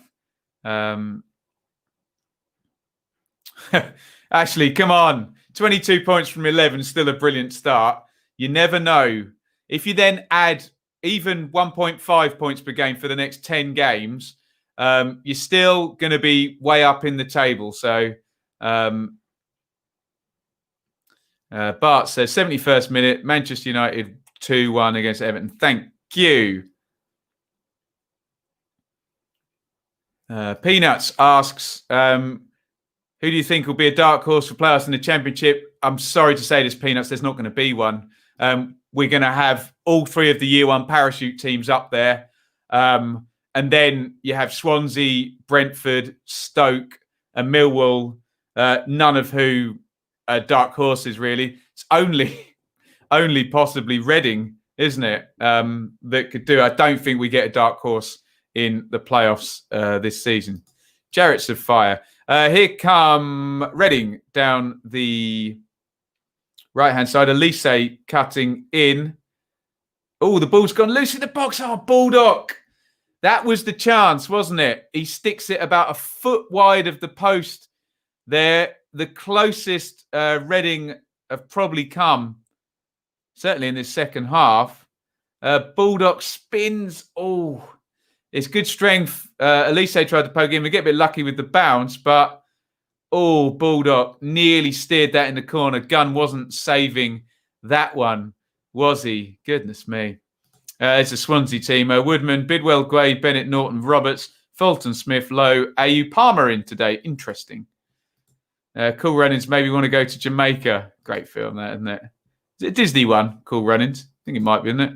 Josviak on the bench to make room for Rooney. Quite angry at Koki about this, as Josviak is one of our only players. Actually looks like they care about winning at the moment. Not happy. Jeffrey says, and Bristol City. Would you class Bristol City as a dark horse? I'm not sure. Bielik in the starting lineup today. Nice to see him back after a long injury. Swansea go top with a win. Stop the count. Oh, good point that. Warnock and co for the playoffs. Yeah, so I suppose Bristol City and Borough would be a dark horse. Depends on your definition of a dark horse. Although I think Borough would be more of a dark horse than Bristol City, given Bristol City's excellent recruitment over the last few seasons. Black Beauty is a dark horse. There you go.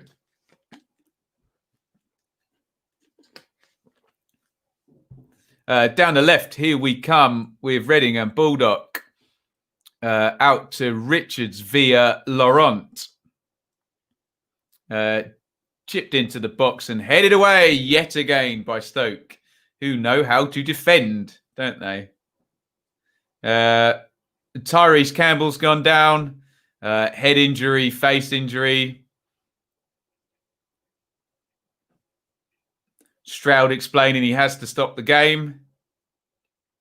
And one of two things will be true here. Either Campbell's got a head injury or Stoke are deploying tactics to just slow this game down. Let's have a look here. He may have got a loose hand or finger towards his eye. So there you go.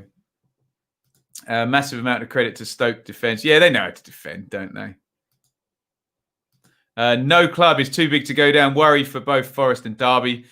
Do you know what? I'm not worried for Forest or Derby. I'm worried for our friendly League One teams that got promoted last year that now with the Sheffield Wednesday having the 6 points added or taken off their deduction, you can just see where the trend is going. And that worries me. We don't want a boring old league with all the League One teams from last season in the bottom five and all of the Year One parachute teams in the top five. Campbell is going off to the sidelines. And I think, as Sloth predicted, Jacob Brown is going to come on. And indeed, he does. We've done this before here, haven't we? Predicting these moves before they happen. Wasn't my prediction, by the way. I'm not that smart. How has Fox played? How has Fox played well for Stoke? Oh, not how has Fox played for Stoke. How has Fox played well? I think I understand the question. I mean, he's been absolutely fine. Yeah. Did that not happen at Wednesday, Nat? Or did you just mistype that question? 82 gone, 2-0 to Stoke. Looking comfortable now. Obviously, it gets more and more comfortable the closer you get to 90. Reading, well, the last probably 10 or 15 minutes has just been an attack against defence. Training exercise, hasn't it? Reading have managed to force that one opening where Baldock just steered it past the post. Otherwise, Stoke fairly comfortable. Obviously, the story in the first half, punishing the mistakes made by Reading at the back. There we go. How has Fox played? Yeah, he's been absolutely fine. And remember, these Stoke defenders are functioning in a system set up to make them look good, basically. They get protection, don't they? You know what I mean. It'd be a good side to defend in if you're a defender. Here is Morrison. And Gibson. Slowed down a little bit here. 6-0 to Bradford. Goodness me. Fox got a lot of stick Wednesday last year. Well, he may be finishing in the top 6 with another team this season. So read into that what you will. Xiao trying to do that trademark back in and use his quick feet to pivot. But he can't as we come up to 84 minutes this week and marks 3 years since Jake Cooper last missed a single minute of football in the Championship. Sensational from Cooper. 132 straight games. He thinks he's Matt Holland. What a run by Cooper, though. Superb as well. And he plays a quite physical game as well, doesn't he, Cooper? So, yeah, outstanding. Tip of the hat to Jake Cooper at Millwall. For that one, thrown down the line, Stoke managing to get a rare bit of an excursion up the other end of the pitch. They've been defending for a lot of it. As Jacob Brown wastes another few seconds there. Can Reading get a goal and set up a grandstand finish? The previous 84 minutes of this game would suggest not, but you never know. 2-0 Stoke. John Obi just leans on Elise and concedes the foul.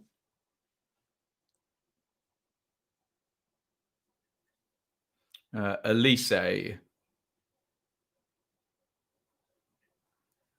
Massed ranks of Stoke defence. They tried to play a Luco in down the side there, and Fox slides in and gets rid of that. I don't think so, Taxman. No, I don't think they are. Russell Osman and Leon Osman. Both very good careers.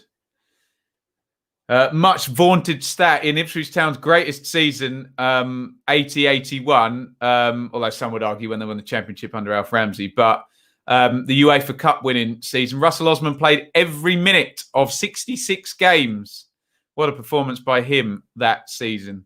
What a team as well. Goodness me.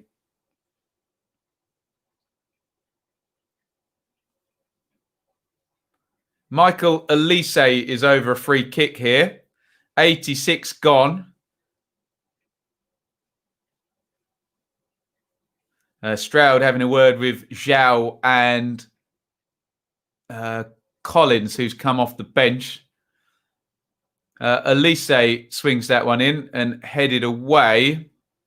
Elise has it back. Everyone gets back on side. Oh, nice feet by Elise. And then a horrendously bad shot by Elise with the left foot. Shanks that one high wide and not very handsome. He's better than that.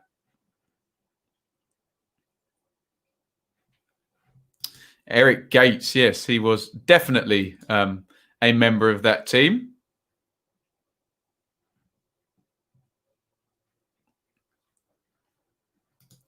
Stephen Dobby, what a player he was in the 10-11 season. I think Stephen Dobby is one of our playoff legends as well. I think definitely scored in 2 finals for 2 different teams. Has he scored in 3? Might have. There's some stat attached to Stephen Dobby as well. I remember Ipswich beating a 6-0 at Portman Road in 2008. Wow. That doesn't happen very often. Didn't Wednesday play Fox as a left-back? Being used as a left-sided centre-back or a wing-back? Yeah. He's wing-back at the moment and centre-back for the start of the game. Jeffrey says, as I said on your show last night, City might be okay when they get there. 8 first teamers back from being sick and injured. Well, yep. Bristol City struggling with injuries. You say the same for Reading at the moment with Maite and John Swift and Liam Moore, who would all be guaranteed first teamers there. Here is Aluko. Oh, good effort by Aluko there. Cuts in off the right. Curls it left-footed. Gunn is behind it to make the save. 88 minutes gone here. That's going to hit my window, says Charlie, on the shot from Elise. Reading is scoring in the last minute, says Thomas. We'll see. Afternoon to Not a Big Twit, who will normally join us in the Saturday Super Stream. I'm going to disappear for 20 minutes or so after this one, but we will be back for the Saturday Super Stream.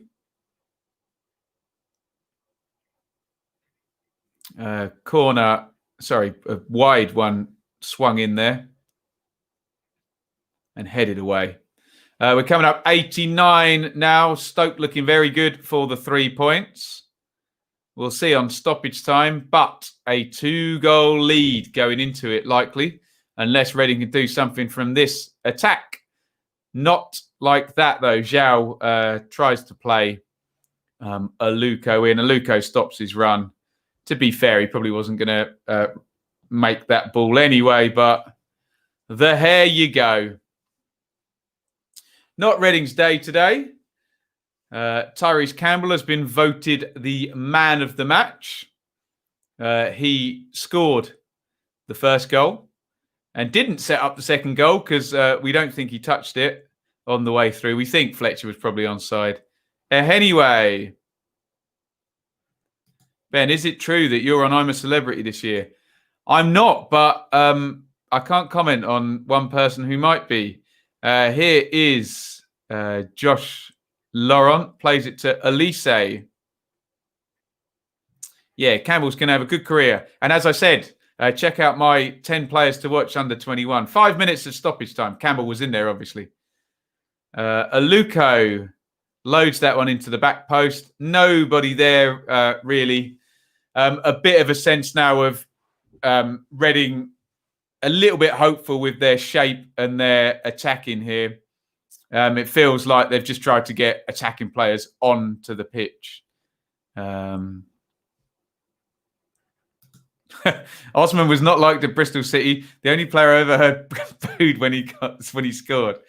Well, there you go. He's very well liked, Jeffrey, at Ipswich, but you'll have to let me know why he wasn't liked at Bristol City. Was he a manager somewhere as well? Was he? Well, I don't remember. I know he managed somewhere. Not sure if it was down there. Big switch of play there. Richards takes it down. 91 of 95 played. Richards, poor cross there. Out it goes. And the minimum 5 minute stoppage time we've had 1.5 of them. There's the Millwall team there, and we've heard Jake Cooper's playing his 1,000th straight game today. But Romeo Malone, Hutchinson, Wallace, Cooper, Woods, Leonard, Wallace, Smith, Bennett. So Big Smith gets the start today for Millwall. Lee says, I'm a Luton fan, just wondering if Stoke fans think they will go up. Stoke fans can answer that. I've got them finishing in the playoffs, though, from the start of the season. Sloth, thank you for joining us. Good to have a Stoke fan in here. Well-read Stoke fan as well. Nice to see me do some Stoke commentary for a change. Yeah, if they're on, I'll do them. And remember, the higher up the table they go, the more they'll be on. So, yeah. Sometimes people accuse me of bias for a lot of things, but I'll do the games that Sky put on because that's the ones that everyone's able to watch without having to do the iFollow thing, which by all accounts is a bit rubbish, isn't it? I think Reading have won a corner. We are 92-27 now on the clock. He did manage. See, I thought so. There we go. Osman managed us as well. Yeah. What's happened to Reading? Well, they're going to lose 3 on the trot. Now they're still going to be top unless Swansea can beat Norwich today. Rinomota to Aluko. Skipped away from his man and driven it across, but it's just a red and white wall, isn't it? This Stoke defence in this game as they move to 2 minutes of the minimum stoppage time away from getting the clean sheet and the win. Aluko puts the corner in. Laurent on the near post. Morrison tries to control. And Stoke get it clear. Carl says Stoke playoffs, no chance. Carl, you have to. It's a little bit of a brash statement, my friend. Tell me why. Don't just say no chance. Tell me why. Why you think so. We try and get our analysis a little bit less hyperbolic and more reasoned here than just saying no chance. So you might be right, but you have to tell me why. Always polite to tell someone why you think that they're wrong. Long one forward and straight through to Gunn, who is going to take his time. 94 minutes coming up now. Minimum 5 minutes stoppage time. We've got Birmingham team here. Etheridge, Colin, Dean, Robert, San Jose. Moyd, Munce. Help me out with that, David. Not seen him play before. Kieftenbell back. Gardner, McGree, Vukovic, Hogan. Interesting one from Birmingham there. We've got the Rangers team as well here. Dieng, Kane, Dickey, Barbe, Hammerline and Cameron. Bull starts. Adoma, Carroll, Chair and Dykes in there. I think Manchester United, Everton is 2-1 to Manchester United. Here comes the breakaway and it is 3-0 to Stoke. Wow. Jacob Brown has scored a breakaway goal. It has ended 3-0. Reading really just need to pack up now for the international break. And they've lost 3 on the trot now. It's definitely going to be the win for Stoke. And they've managed to get the 3rd goal through substitute. Jacob Brown. Lewis Gibson has collided with a post here. Just booted away. And I hate to say it. Oh, no, it's another horrible mistake there. Gibson completely hits the back pass. Oh, crikey. Gibson really smacks into that post as well. Horrible moment for Gibson. Hits the back pass. Then Brown goes through. Gibson throws himself at the tackle. And I can barely bring myself to watch that. He really hits the post hard there. I hope Lewis Gibson's okay. He looks a big, strong guy. But he's they've pulled his shirt up just to look at his rib cage and his torso there. That would just be the icing on the cake. Yeah, they've called full time on that. 3-0 to Stoke in the end. So we hope Lewis Gibson's okay. Comfortable win in the end for Reading, for Stoke, who really have just capitalised on 3 mistakes by Reading. Gibson's up to his feet, which is good news there, trying to counteract the mistake he made. But 3-0 in the end. The last action of this game was that final goal. And goodness me, yeah, Ashley says, Lee says 3-0. Annie says, wow. Chris says, worrying lack of belief and fight for Reading second half. Yeah, Stoke just really, really done a number of them. Let's have a look here. Inconsistent, struggle to score enough goals if they go behind early. Yeah, maybe. I wouldn't say no chance though, Carl. But I would say that your summation may hinder them if you're correct. Let's have a look here. Fair play to Stoke. Professional performance. We need to take stock. Great start to the season. Yeah, just done an absolute number on them, haven't they? Chris, that's cruel. Deserves to have collided the post video. He looks like he's okay, but yeah, poor error for all 3 goals, really, the second and third goals. I thought Estevez got punished for an error for the first one, but the second and third goals, even worse. Happy as a Bristol City fan, but Reading were bad. Yeah, they got diddled today, didn't they? Well beaten by Stoke. Let's have a look at the numbers, and then I'll just disappear for a bit before we come back for the Saturday Super Stream. There are the numbers: 69% possession to 31, 15 shots to 10, only 5 to 3 on target, 8 corners to 1. However, look, 2 big chances apiece, 2 big chances misses. And the one stat that you don't have up there that would read something like mistakes leading to goals, you could put a 3 in the column for Reading. They had 3 mistakes leading directly to goals today, and Stoke just punished them, didn't they? And the narrative fairly clear in that regard. Let's pull up the live league table. Well done, though, Reading.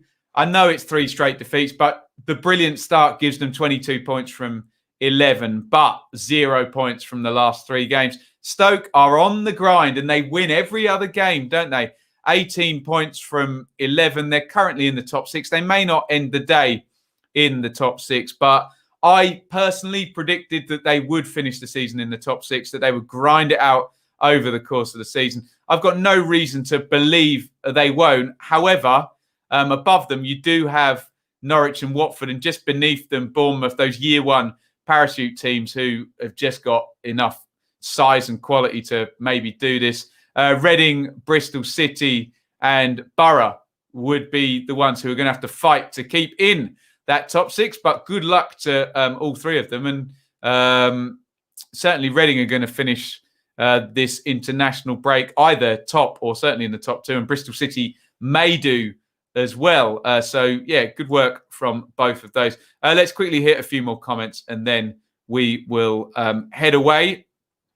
We got a Luton team there. Sluga, Craney, Bradley, Pearson, Cornick, Berry, Moncur, Ray, and Panzer, Collins and Dewsbury Hall there.